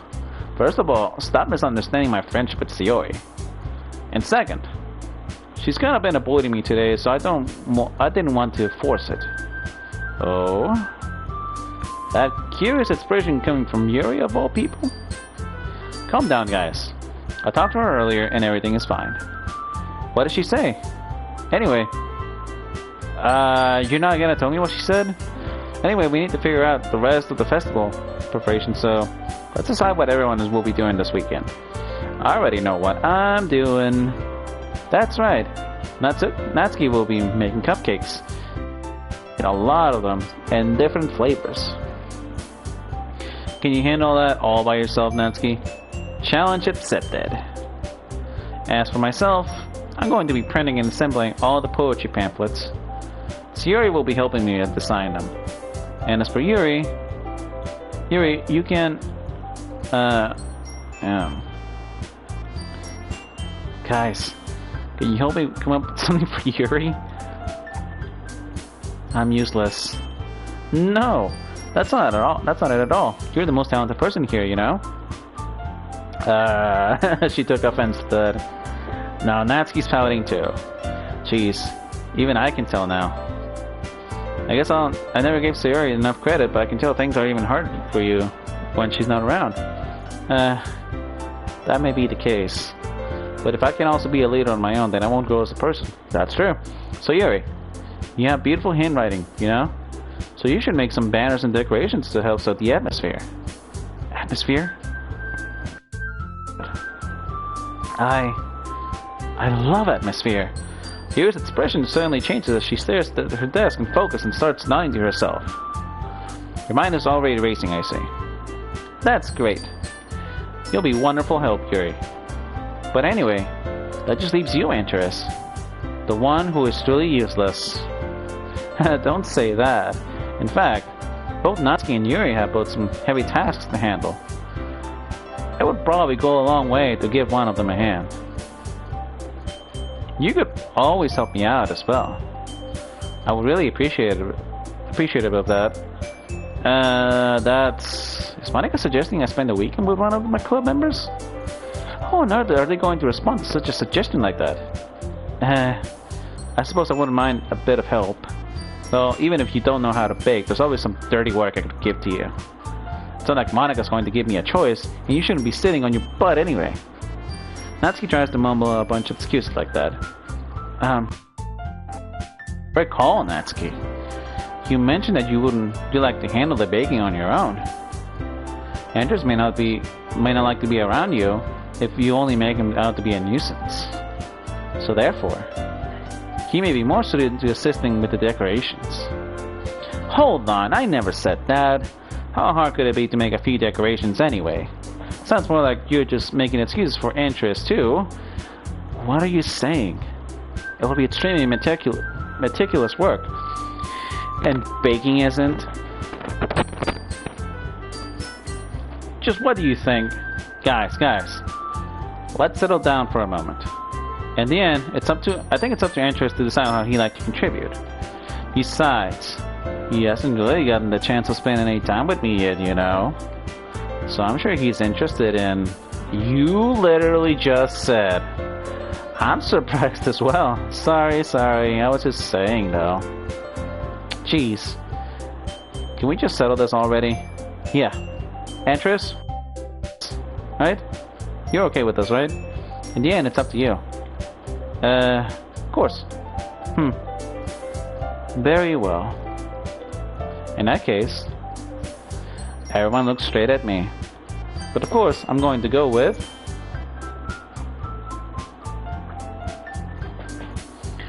let's see. I'm gonna try something.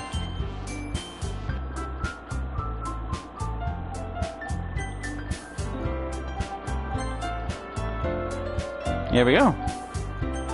Monica. Well, I guess I should probably be helping Monica. Yay, you picked me.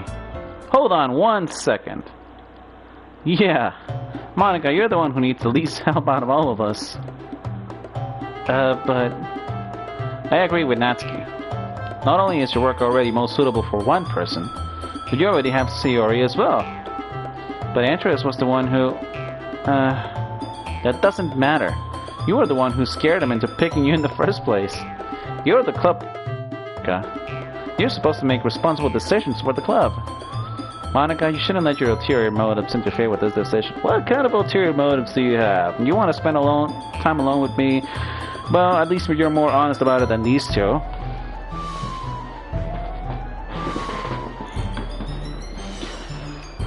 Ulterior motives?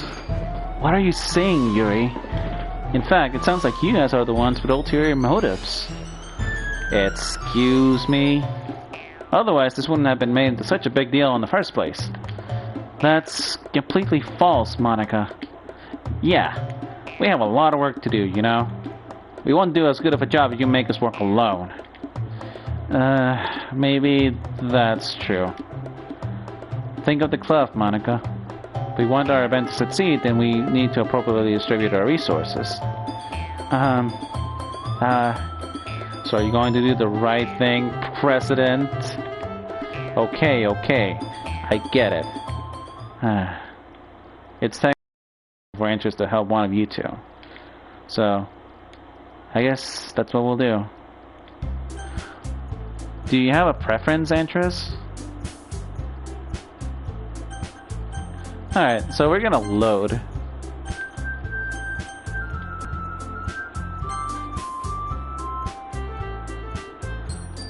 Okay. I'm gonna go with Yuri. Obviously. I'll probably be most useful helping out Yuri. Me? Are you serious? Why would you...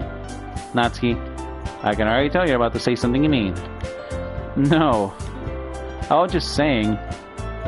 Natsuki, with all due respect, you didn't even want to read my poem today. So you'll be helping Yuri then, Antares. Yeah. That's what I'm going to do. I'm glad. I have a bad habit of overthinking these sorts of things, so I think your assistance will be very useful. That's great to hear. Natsuki, will you be able to handle the baking yourself? I mean, yeah. Be fine. Okay. Everyone can tell that Natsuki's feeling a little sour. So, is that everything we need to go over? Yeah, that should be it. Are you guys excited? Well, excited may not be the right word. Oh! Yuri, are you thinking lewd thoughts, Yuri? Something lewd like holding hands? My word. Yuri, this is not the time and the place. But I suppose I'm looking forward to it a little bit. Do you feel the same way, Antares? Me? I guess you could say I'm interested to see how it'll turn out. That's good enough for me. What about you, Natsuki? Natsuki? What? Why is everyone yelling at me? I didn't even do anything. No. That's not what I meant at all. Yuri anxiously glances over at everyone in the room. I'm sorry for this. I don't really know why Antares picked me. Your cupcakes are the best cupcakes I've ever had. They go really well with my tea. And nothing that I do for the event will compare to that, so... I get it. I'm kind of surprised though. Why? Well, I'm the one acting immature. I already know that. But you're trying to cheer me up all of a sudden. And I'm not very good at it. I'm sorry if I said something bad. Natsuki isn't the only one surprised. Monica and I are also taken back by Yuri's words. And she already has trouble with words. Trying to cheer someone up must be far out of her own comfort zone. But I began to understand. Yuri was trying to sound like Sayori. And if I didn't work out perfectly, I can tell she tried to say something Sayori would say at a time like this. Because Sayori always helps everyone smile and feel good about themselves. No. I kinda appreciated it. I'm sorry for making a big deal out of nothing. But I'm going to say this. You better bet that my cupcakes are going to be the best. Man, I believe you. Yeah, I hope to see everyone do their best. But with that, there's nothing more for today, so I guess it's time for us to head out. Alright, let's get out of here then.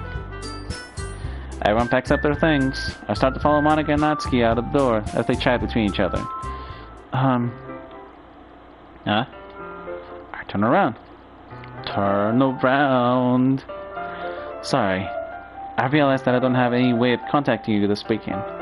Oh, you're right. I can't believe that slipped my mind. Should I give you my phone number? I think that would be the best way, yes. Alright then. Yuri and I exchanged phone numbers. Okay. Then I'll be stopping by your house on Sunday. My house? Is that a problem? No, not at all. Narrator says, it was indeed a problem.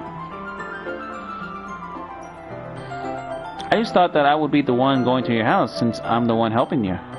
I suppose that makes sense. But I think I would prefer going to your house. Alright. In that case, it won't be a problem. I decided not to press Yuri for a reason. It's not like it should matter much either way, so I just need to make sure my room is clean. Oh, Yuri, thinking about taking her to your room. You sly dog. I hope I managed to make myself useful in some way. I'm not really as creative as you are. Don't underestimate your self-interest. I think that we'll make a very productive team, even if you only chose me because you felt bad or something. Wait, you don't actually think that, do you? I don't know. It's difficult for me to come up with any other reason you may have chosen me. You're forgetting the one reason with the most common sense. I chose to help you because that's what I want to do. But Yuri thinks to herself in an extremely tense expression. Yuri, you were thinking this. You remind me of my ads, okay? You wanted me to point out when you're overthinking, right? I didn't realize. I'm telling you, I want to. That's all there is to it. Do you believe me? Okay. She looked straight into my eyes for a long while. I believe you. As if it took a tremendous effort, Yuri finally says that and relaxes her expression. And I'm really looking forward to Sunday. Yeah, I am too. After that exchange, I make my way out the door and Yuri follows. Can't believe this. Yuri's going to be coming to my house on Sunday? My anxiety shoots through the roof. Even though I've gotten used to handling her at this point, there's no telling what might end up happening when we're outside of school. More than that, she told me she was looking forward to it. Is it the chance I have to make something happen between us? Or is it too early for that? Only time will tell. But until then, I won't be able to take my mind off of it. I seriously can't wait. So what happens now? Content warning, depression, self-hate. Here we go. It's already Sunday. I've been getting increasingly anxious about Yuri's upcoming visit. I keep telling myself there's no reason to be nervous, but it doesn't help much. Yuri is clearly an introvert and also an intimate person in general. There's no doubt she'll open up a little bit when it's just the two of us. Meanwhile, we've even been texting occasionally. She was extremely apprehensive at first, but it wasn't long until I was already learning more about her. But putting Yuri aside, I haven't heard a thing from Sayori since she left the club the other day. It's not like we text each other all the time or anything, but I've been worried about her in the back of my mind. Between what Sayori said and what Monica said, is it really okay for me to put Sayori's feelings aside when she might need me? I decide to visit Sayori before Yuri comes over. Rather than asking, I simply tell her I'm coming over, much like we've done in the past. Once I reach Sayori's house, I knock on the door before entering myself. Tadaima. Again, we used to play so often that we made it a habit of simply entering each other's houses while we were family. The house is quiet. Sayori isn't anywhere on the first floor, so I assume she's up in her room. It's already strange for her not to run down and greet me. I head up to her bedroom, where I finally find her. Sayori? Oh my goodness. I mean, I've seen this room so many times, but to finally see it on my TV screen? Hi, Interest. I sat down in her room. Sayori forces a smile, but it's easy to tell that she's different. There's a minute of silence between us. You haven't come over like this in a long time, have you? I guess you're right. It has been a long time. Not much has really changed, has it? Sayori's room is as messy as it has always been. I also recognize the same stuffed animals and wall decorations that she's had for years now. If you came over more often, it wouldn't be such a mess. That's because I end up cleaning it for you. How come you suddenly wanted to come over today? Aren't you supposed to see Yuri today? Yeah, but... Wait, how did you know that? Sayori had already left by the time we decided the last meeting.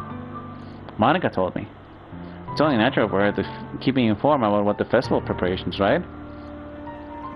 That's true. But what about you?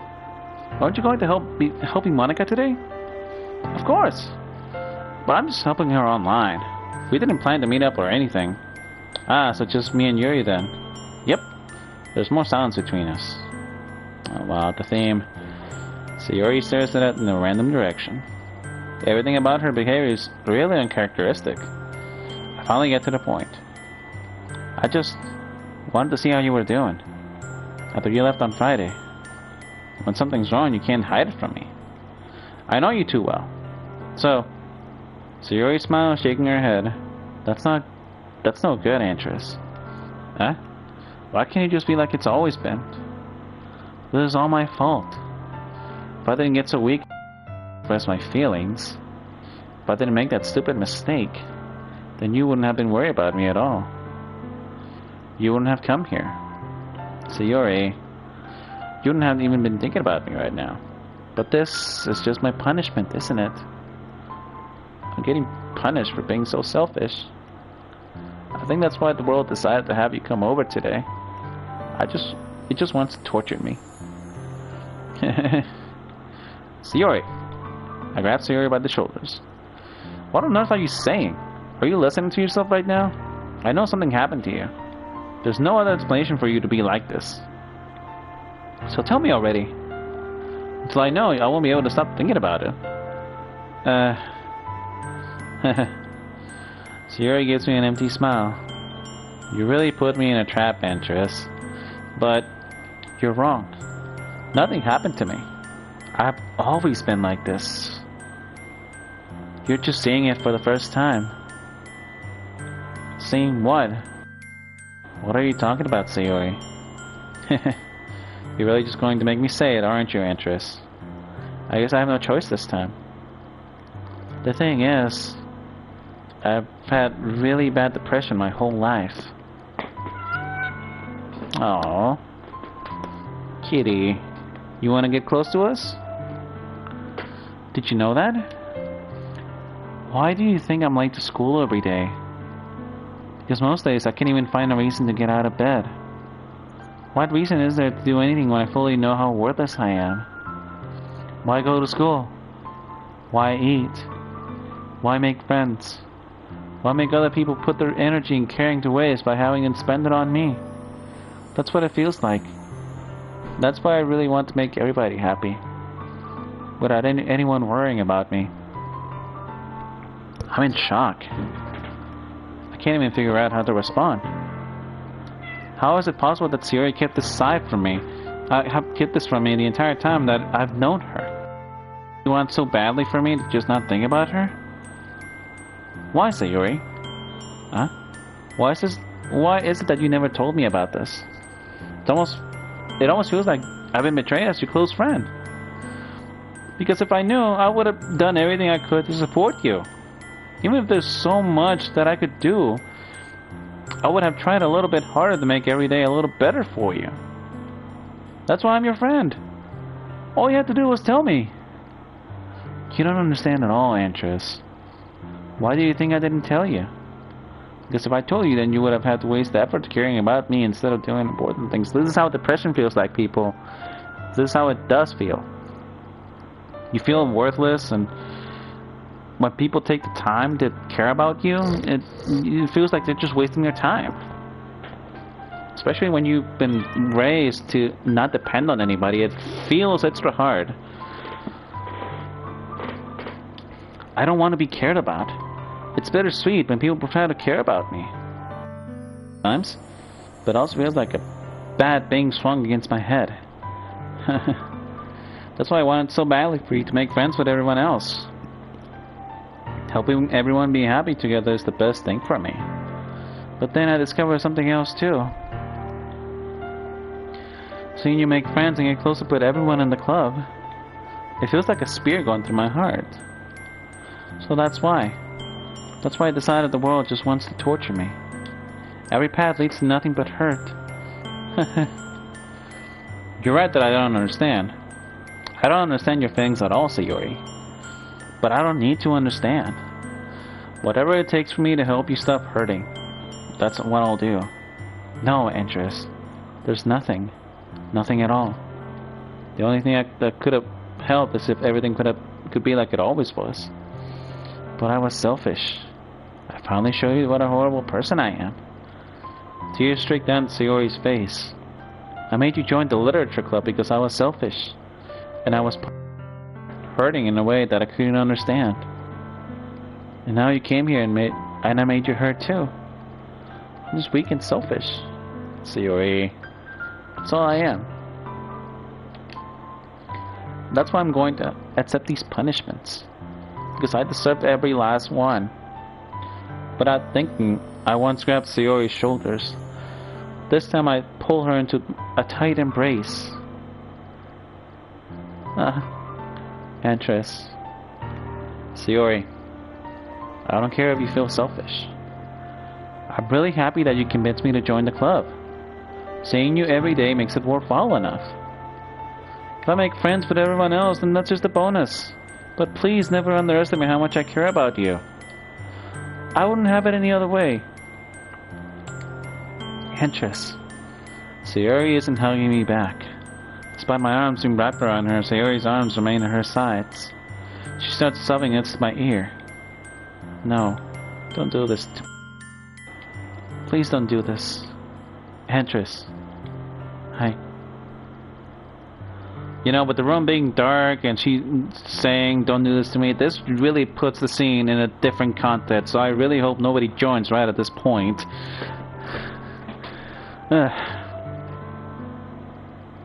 I'm not going to edit anything about this video, not at all. It's just, I want everybody to see the whole thing. Sayori barely manages to speak between her sobs. I don't know if I'm doing the right thing, but all I want her to know is that I care. If you have it in you to call yourself selfish, then you have to let me be selfish too. No matter what it takes, I'll figure out what needs to change. I'll make these feelings go away. What we can do for depressed people is really complicated. But I think the short of it is, the best we can do for them is sit in the rain with them. Like, they're sitting by themselves, out in the rain, feeling lost. The best thing we can do for them is sit with them. Be left alone, then you have to make the decision then. I would say yeah, if they want to be left alone, leave them alone. But keep an eye on them, just in case. Tell them, if they're close friends, that they should understand how you feel too. And even if they don't, you can at least help them understand. Because this is, like I said, depression is really complicated. When people are depressed, sometimes they appreciate it when you're with them. Sometimes they don't want to bother you. So complex that we can only judge it on a case-by-case basis. With that said, we shouldn't make promises that will make it go away. All we can do is sit with them as they sort out their own feelings. Maybe help them get through therapy, something. Get antidepressants. There are ways to combat depression. And please, and anyone, if anyone sees this video and feels depressed, then please reach out to somebody. It can be hard too, especially if you barely have the power in you to call the suicide hotline or anything like that. Because I've lost people to depression, honestly, and I didn't understand it back then.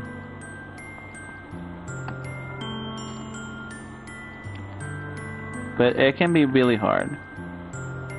If the worst comes to pass and you wish you could have done something, and then it's too late. But anyway, I'm getting way ahead of myself here. Let's keep going. And if there's anything that you need me to do, then you better tell me. I'll get mad if you don't. I don't know. I don't know. I don't know. Gently, Sayori finally puts her arms around me in return. I don't know anything. It's all really scary. I don't understand any of my The only time I'm not feeling I'm feeling nothing is when I'm feeling in pain. But your hugs are so warm. And that's really scary too. Sayori lets me go. And as she does so, I let her go as well. The festival is tomorrow. Yeah. It's going to be fun, right? Yeah. How would you like for me to spend it all with you? It's what I want. I promise. I think that would be nice then. Yeah. Sayori wipes her eyes. If I could spend the whole day here, I would. Of all days, this has to be the one where I have other plans. Oh, come on, don't say that in front of her. Maybe I should cancel. No, don't. Please don't. If you did that, then I really wouldn't forgive you. But it's almost time for you to meet me at my house. At the very least, do you want to help out? It would be fun. To my surprise, Sayori shakes her head. I'm sorry. I don't know if that would be very good for me today. You understand, right? It's kinda hard for me to fully understand. But I'm trying my hardest. It's okay. Don't worry about it too much. I'll see you tomorrow, okay? Alright. I look forward to it. I say goodbye to Sayori and exit her house. On the way home, I find myself still feeling uneasy. But it's hard for me to keep thinking about it when Yuri's about to come over, too. I think Sayori is right. I shouldn't be worrying too much, and we're definitely going to have a great time tomorrow. I should just focus on what's ahead of me. As I approach my house, I see something that makes me feel a moment of panic. Yuri? Thank goodness. You're a little early. I'm sorry I wasn't home yet. Were you waiting for me for a long time? No, But I started to feel really nervous when nobody answered the doorbell. You always could have texted me. If I had known, I would have reassured you and heard one more on my way home. I suppose that's true. I didn't think of that for some reason. It should be common sense to do that, but I decided to ignore it. Anyway, let's go inside. I see you brought a lot of stuff with you. That's right. Did you manage to find everything I asked you to buy as well? Yeah, pretty much. At least I hope I got everything right. I'm sure it will be fine. I take Yuri to my room. The first thing she does is glance around curiously, which makes me feel anxious. It's so clean. I cleaned it before you came over, so that's very considerate of you to do. No, I would be really embarrassed for my room to be a mess while you're here. Well, I do enjoy cleaning. Could I gladly help you clean? That would be even more. Wait, don't look in there! I snatched Yuri's wrist, which was in the process of opening at this drawer of mine. Porn mags? Really? Come on now. Disclaimer, Antares does not actually own porn mags, okay? I'm not a degenerate, I promise. I'm sorry. I wasn't thinking for some reason. I was just spacing out. It's fine, it's fine. I'll let go of Yuri's wrist. She puts both of her hands firmly in her lap, as if making sure she's keeping track of them. So, should we get started? Yes. I have a few things planned that you can help with. Decorations and other atmospheric enhancements. Atmospheric enhancements. You know, mood lighting, aromatherapy candles. Oh wow, I didn't know you planned on taking it that far. Of course. I want to help take our guests to a faraway place. Although many will stop by just out of curiosity. And for cupcakes, I guess. I'm determined to provide an experience that will leave them wanting more. That's great. It's easy to forget that you're a pretty intense person. Intense? I guess that's the best way to put it. Is that a bad thing? No, not at all. It's something that I like about you, actually. Is that so? That makes me feel relieved. And kind of happy. Yeah, I don't need to be so anxious. You can just relax a little. Relax. I brought some things for relaxation. I was going to use them during the poetry event. Oh yeah? Like what? Let's see. Yuri rummages through her bag. She pulls out a few candles and a wooden cylinder-shaped object. I did some shopping on the way here, so I happen to have these in my bag. I plan to cover the windows in black paper and use the candles to light the room. I think that would be amazing, don't you?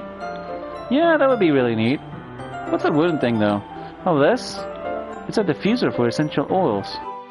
How familiar are you with aromatherapy? Not familiar at all. Ah, is that so? It's one of my favorite contributors to the positive atmosphere.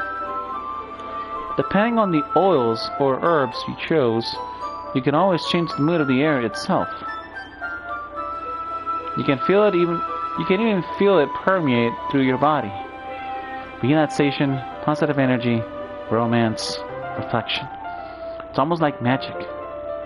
Yuri takes the cylinder and pushes the switch in the bottom. In just a moment, a thin ray of vapor begins to sprout through a small hole in the top. Oh, that smells wonderful. What kind of mood is that one for? This is a jasmine essential oil. I've heard some myths about jasmine, but let's not say them here. It smells a little sweet and flowery, right? Yeah, that's a good way to describe it. I chose jasmine for the event because it provides more than relaxation. Jasmine enhances your emotions and helps you feel them flow through your body. Yuri, what are you preparing me for? You feel warmer and your heart pounds more heavily. What are you preparing me for? Don't you think that would be more perfect for sharing our poems? Oh, yeah, right, poems. It does sound suitable. But you seem to know a lot about this, so I'll trust your opinion with anything. Yuri smiles gently, clearly enjoying herself. She again reaches into her bag and pulls out several spools of thin ribbon. What are those for? Well, did you purchase the origami paper like I asked you to get? Yeah, I have it over here. We won't be using that paper for folding origami. What I like to do is write a different word on each paper.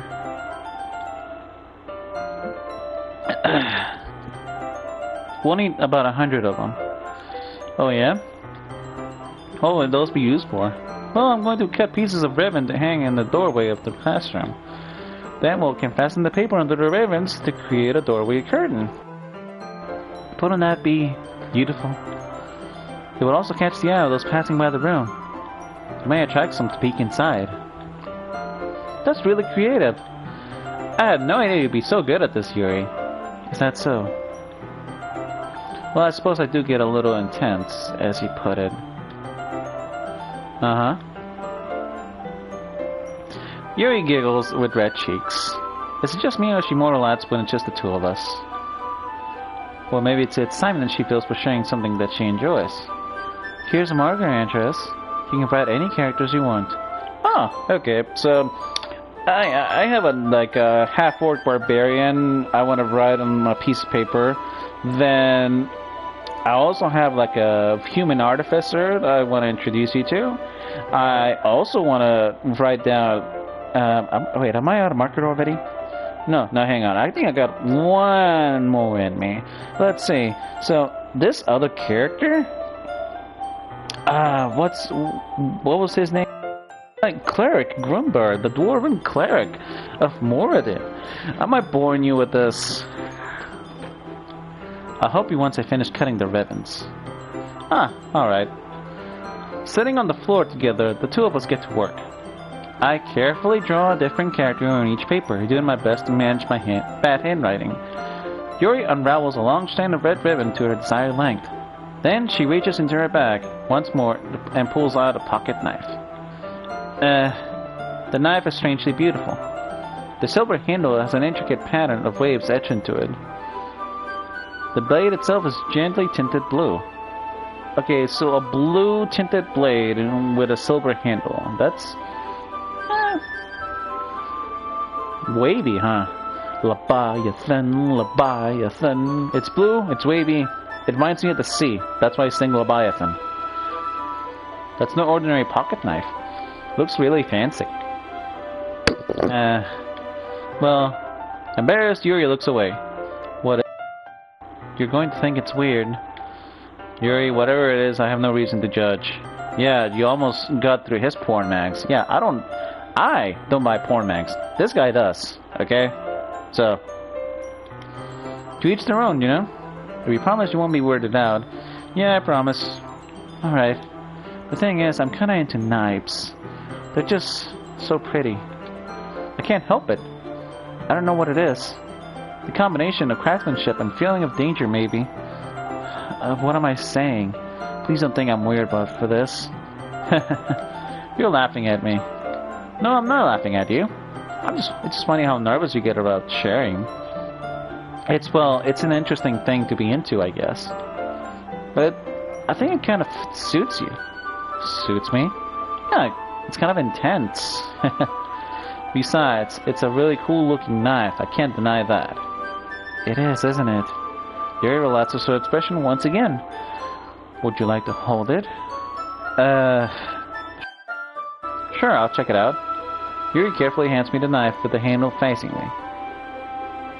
I take it and turn it around my hands. It feels heavy and extremely solid. Where do you even get a knife like this? Curious about its sharpness, I feel the point of the knife with my index finger. Ow! Antares! Why did you do that? I didn't expect it to be that sharp. I barely touched it at all. It's my fault. I should have warned you. This knife is extremely sharp.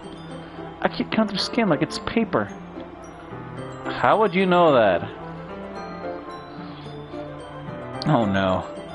A small drop of blood trickles down the side of my finger. Yuri takes my hand and gives the wound a closer look. She stares at it and noticeably fidgets. If you're squeamish, I can wash it off now. Without warning, Yuri puts my finger in her mouth and licks the wound. I feel her tongue curl around my finger. Startled, I instinctively pull my hand back. Please forgive me. I wasn't thinking. Yuri, it sounds like you're used to it. Are you constantly licking your wounds? And why would you get wounds anyway? Yuri lowers her head, her face burning up. Yuri, that's the most embarrassing thing I've ever done. How could I do something like that? I'm sorry. Sure, it was a little weird, and it took me by surprise, but I guess she was just trying to help, right? Yuri, you're overreacting a little. She doesn't lift her head. And if she doesn't recover from this for the rest of the afternoon... What if she doesn't recover from this, is what I meant to say. Alright, you know what? This might be a stupid thing to do, but I do it anyway. I take Yuri's hand and lick her finger in return. Why? It's a little squick, if you ask me. Antares, did you just really do that? Now we're even. Yuri just looks at me like I did something wrong. A bad idea. Now from the sweet aroma of the jasmine oil, the air will be extremely heavy right now. You're so weird, Antares. Yuri giggles shyly. Huh? Yuri calling me weird? I have no response to that. Where do you keep your bandages? I don't think I need one, actually. That was just a tiny cut. Look, I already stopped bleeding. See? I see, that's relieving. The tension is quickly lifted. We each resume our respective activities. I watch Yuri's knife go through the ribbon like it's nothing but air. Meanwhile, I continue to make progress on the paper. After we finish attaching the paper to the ribbons, we lay them out side by side. It looks like better than I expected, and it will be very effective as a door curtain. Looks great. Good thinking. good thing coming up with this, Yuri. Thanks. It's just something I saw online, really. Are you ready to move on to the next task? Yeah, let's do it. What do you have in mind? I'd like to create...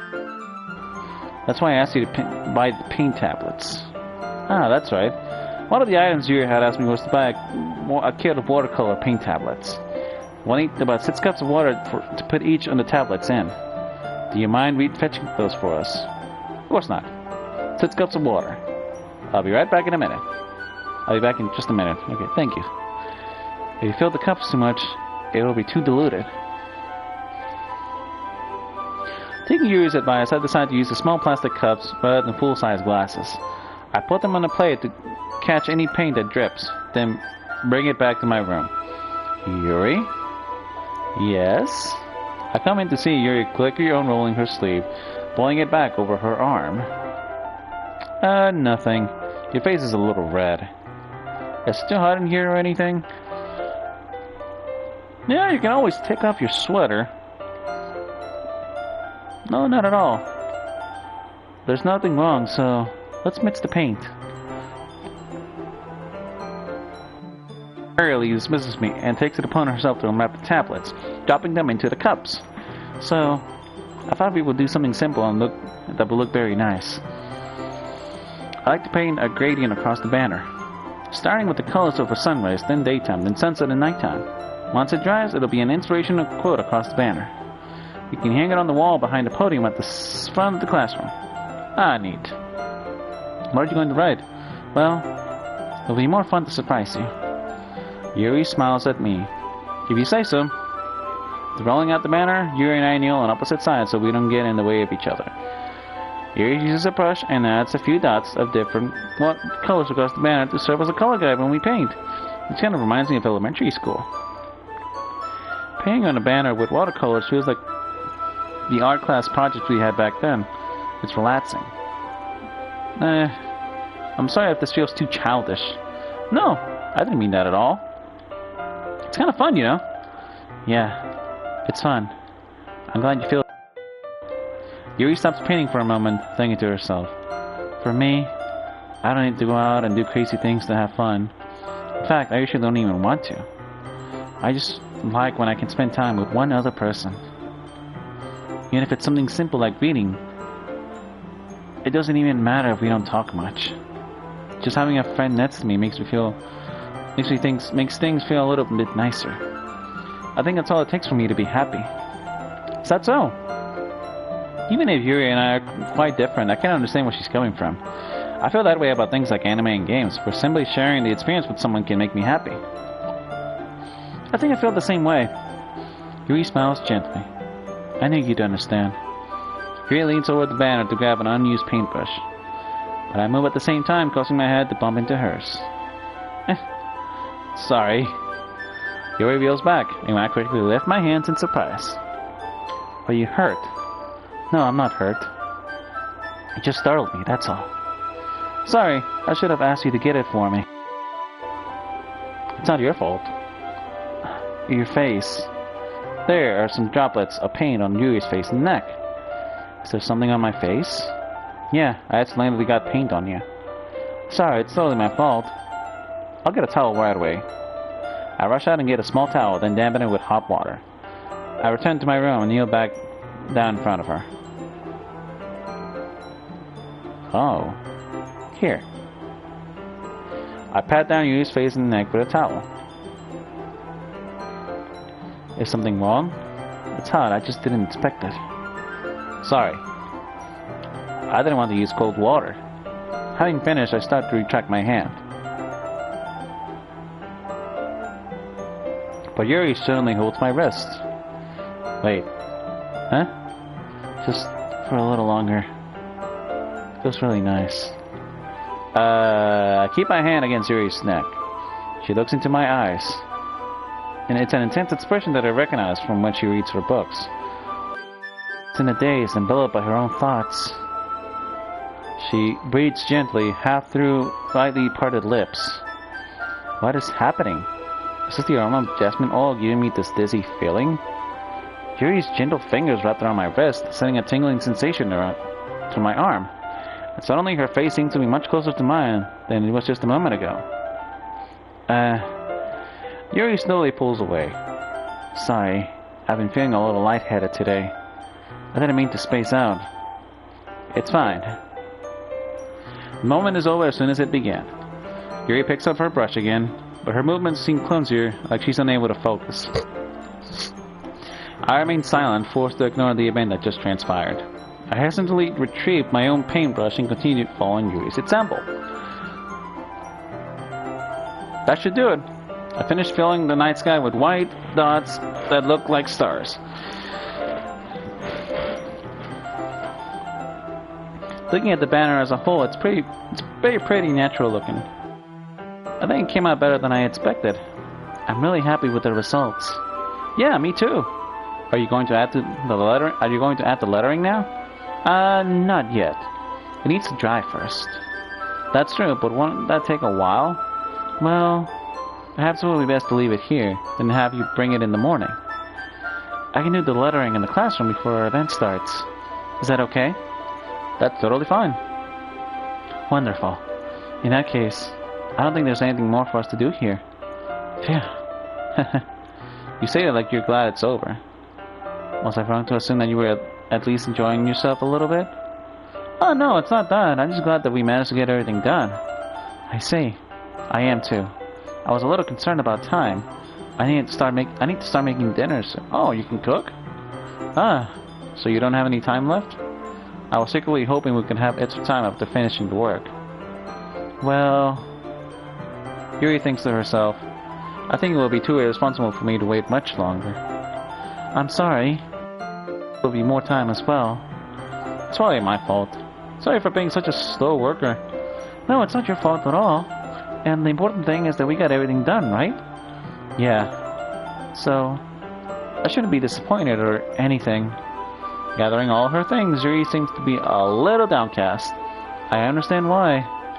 It sounds like she rarely gets the opportunity to spend time with friends in a relaxed environment. But that doesn't mean this is the last time it can happen. Once Yuri packs up, I walk her out to the front door. Thank you very much for having me today. No problem. I'm glad I was able to help. Just let me know if there's anything else you need me to bring tomorrow. I will. Well then, Yuri fidgets. I guess I'll see you tomorrow. Wait. I kind of say that without thinking. About today? It's fine that we didn't have as much time as we wanted, because we can do this again. Whenever you want, you can come over or you can go out somewhere. I forgot you don't like going out much. In other words, Yuri simply smiles bashfully.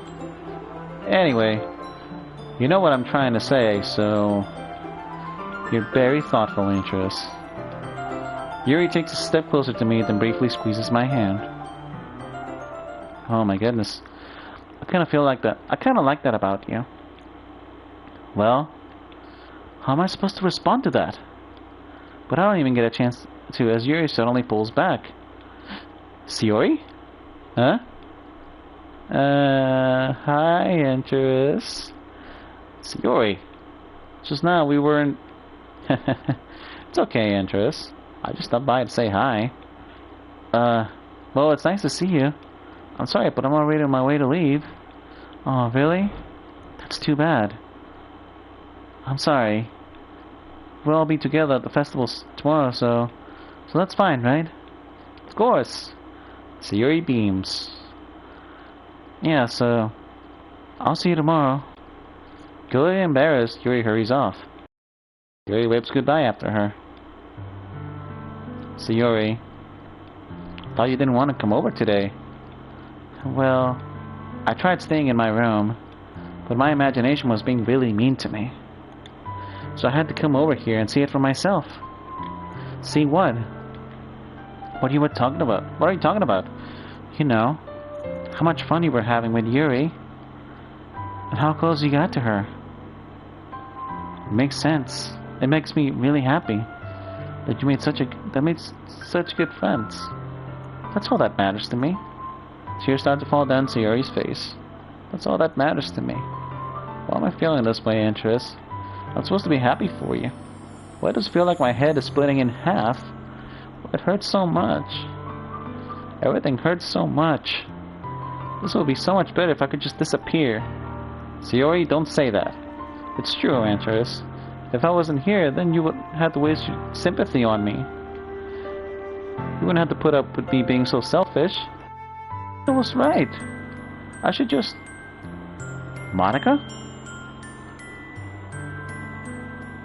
Monica, what did she tell you? Tell me. Monica was right about what? Sayori, what I said before is true. I'm not going to let this continue. Caring about you like this isn't the burden on your mind it's making it out to be. It's something that makes me happy. It's something that I wouldn't trade for anything else. So even if it takes an entire lifetime, I'm going to be by your side until you don't feel any more pain. But... Sayori looks away. I put a hand on her shoulder to reassure her. I'm scared, Antares. I'm really scared. What are you scared of, Sayori? I'm scared that I might like you more than you like me. Sayori? It's true, isn't it? I was very concerned to like you too much. I did this to myself. Antares, I like you so much that I want to die. That's how I feel. And that's enough, Sayori. I don't want you to hurt anymore. I slide my hand down to Sayori's arm and squeeze her hand in my own. Do you remember how I said I always know what's best for you? Do you still believe me? Wordlessly, Sayori nods.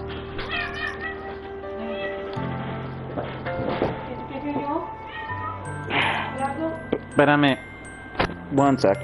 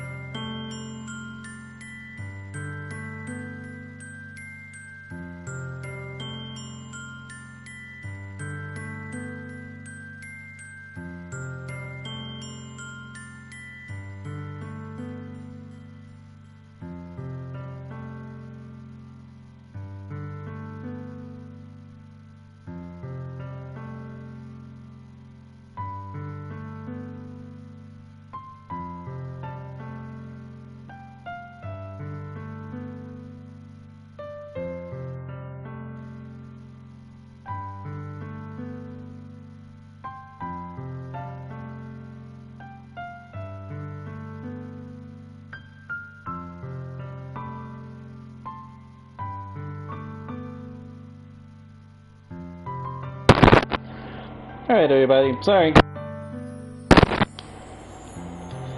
I'm still trying to get the hang of this mic's on and off feature. Maybe I should just start unplugging it like I do it every other time. Anyway, even if you don't understand all of your own feelings, I know what you need the most right now. And that's what I'm going to give you.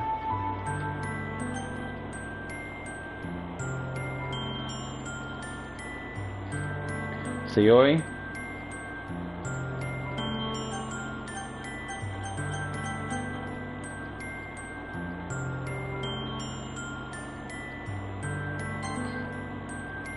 you'll always be my dearest friend. You need Moses for things to be like they've always been. Yeah, she said it herself. Monica told me the truth. She told me how much happier you seemed after I joined the club. I know you struggle with some really difficult feelings right now.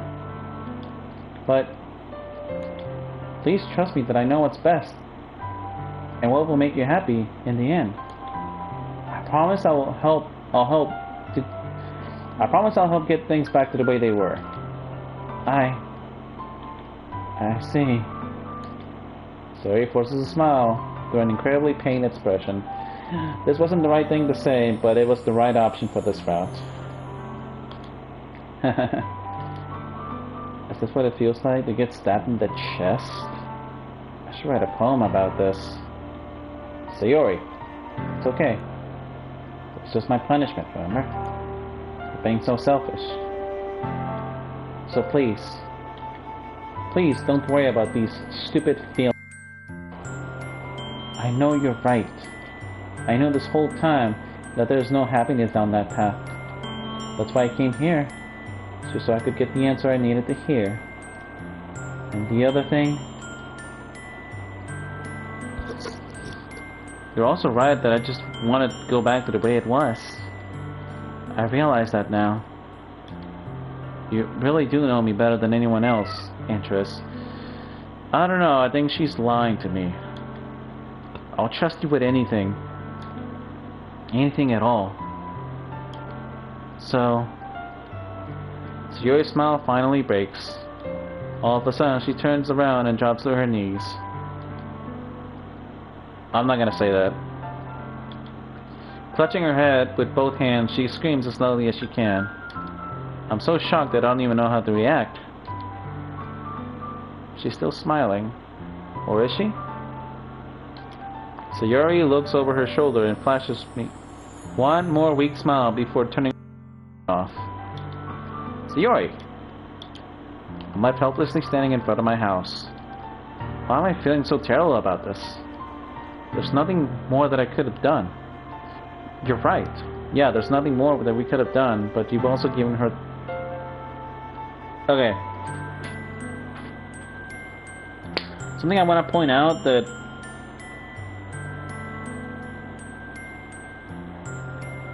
no matter who you are, then yeah, you can't really force people to how they feel about you. So in a way, the MC here kind of made the right choice. If he wasn't interested in Sayori, then he told her the truth. You'll always be my dearest friend. Like I said, depression is really a complex situation. And we may never figure out the answer. Because, how do I say this? Like, there's no right answer.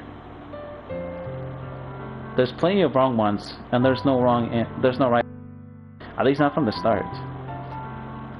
So did he do what he thought was best? Absolutely. It's just maybe he could have gone a different way about it. But we're past that point now. The most I can do is support Sayori through her feelings and help her on the path that's right. Exactly. But I'm having as much trouble understanding Sayori's feelings as she is. Even though I can comfort her. I keep wondering if I should be doing something more, or something different. I know these thoughts will continue to plague me until things are back to the way they were. I'm going to give it everything I've got. Sayori will always be my dearest friend. I'll do whatever it takes to put a smile on her face every day.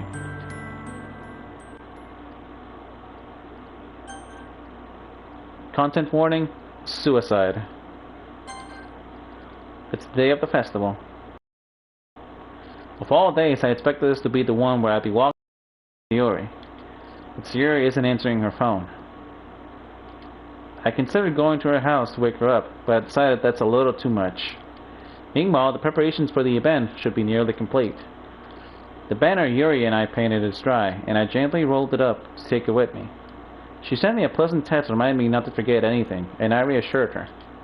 Funnily enough, I probably feel the same way as Natsuki about the event. I'm more excited for it to be over so I can spend more time with Sayori and Yuri at the festival. But knowing Monica, I'm sure the event will be great too. Okay.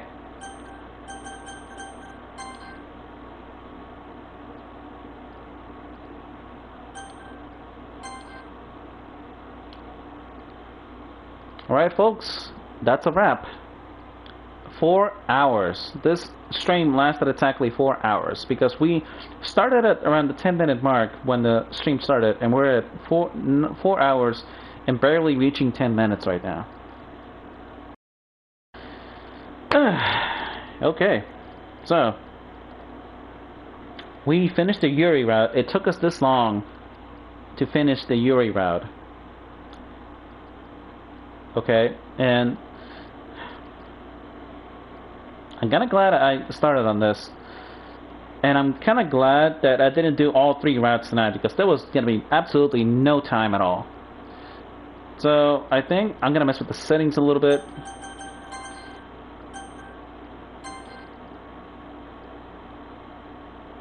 Skip after choices. You know what? I'll mess with the settings later. So I just want to say thank you all so much for watching. Okay, I really enjoy playing Doki Doki Literature Club. The Yuri route is done. We still need to do Natsuki and Sayori before we move on to Act 2. So, I was hoping this stream would be much longer, like we could do the entire game in one stream, but apparently that's not going to be the case today.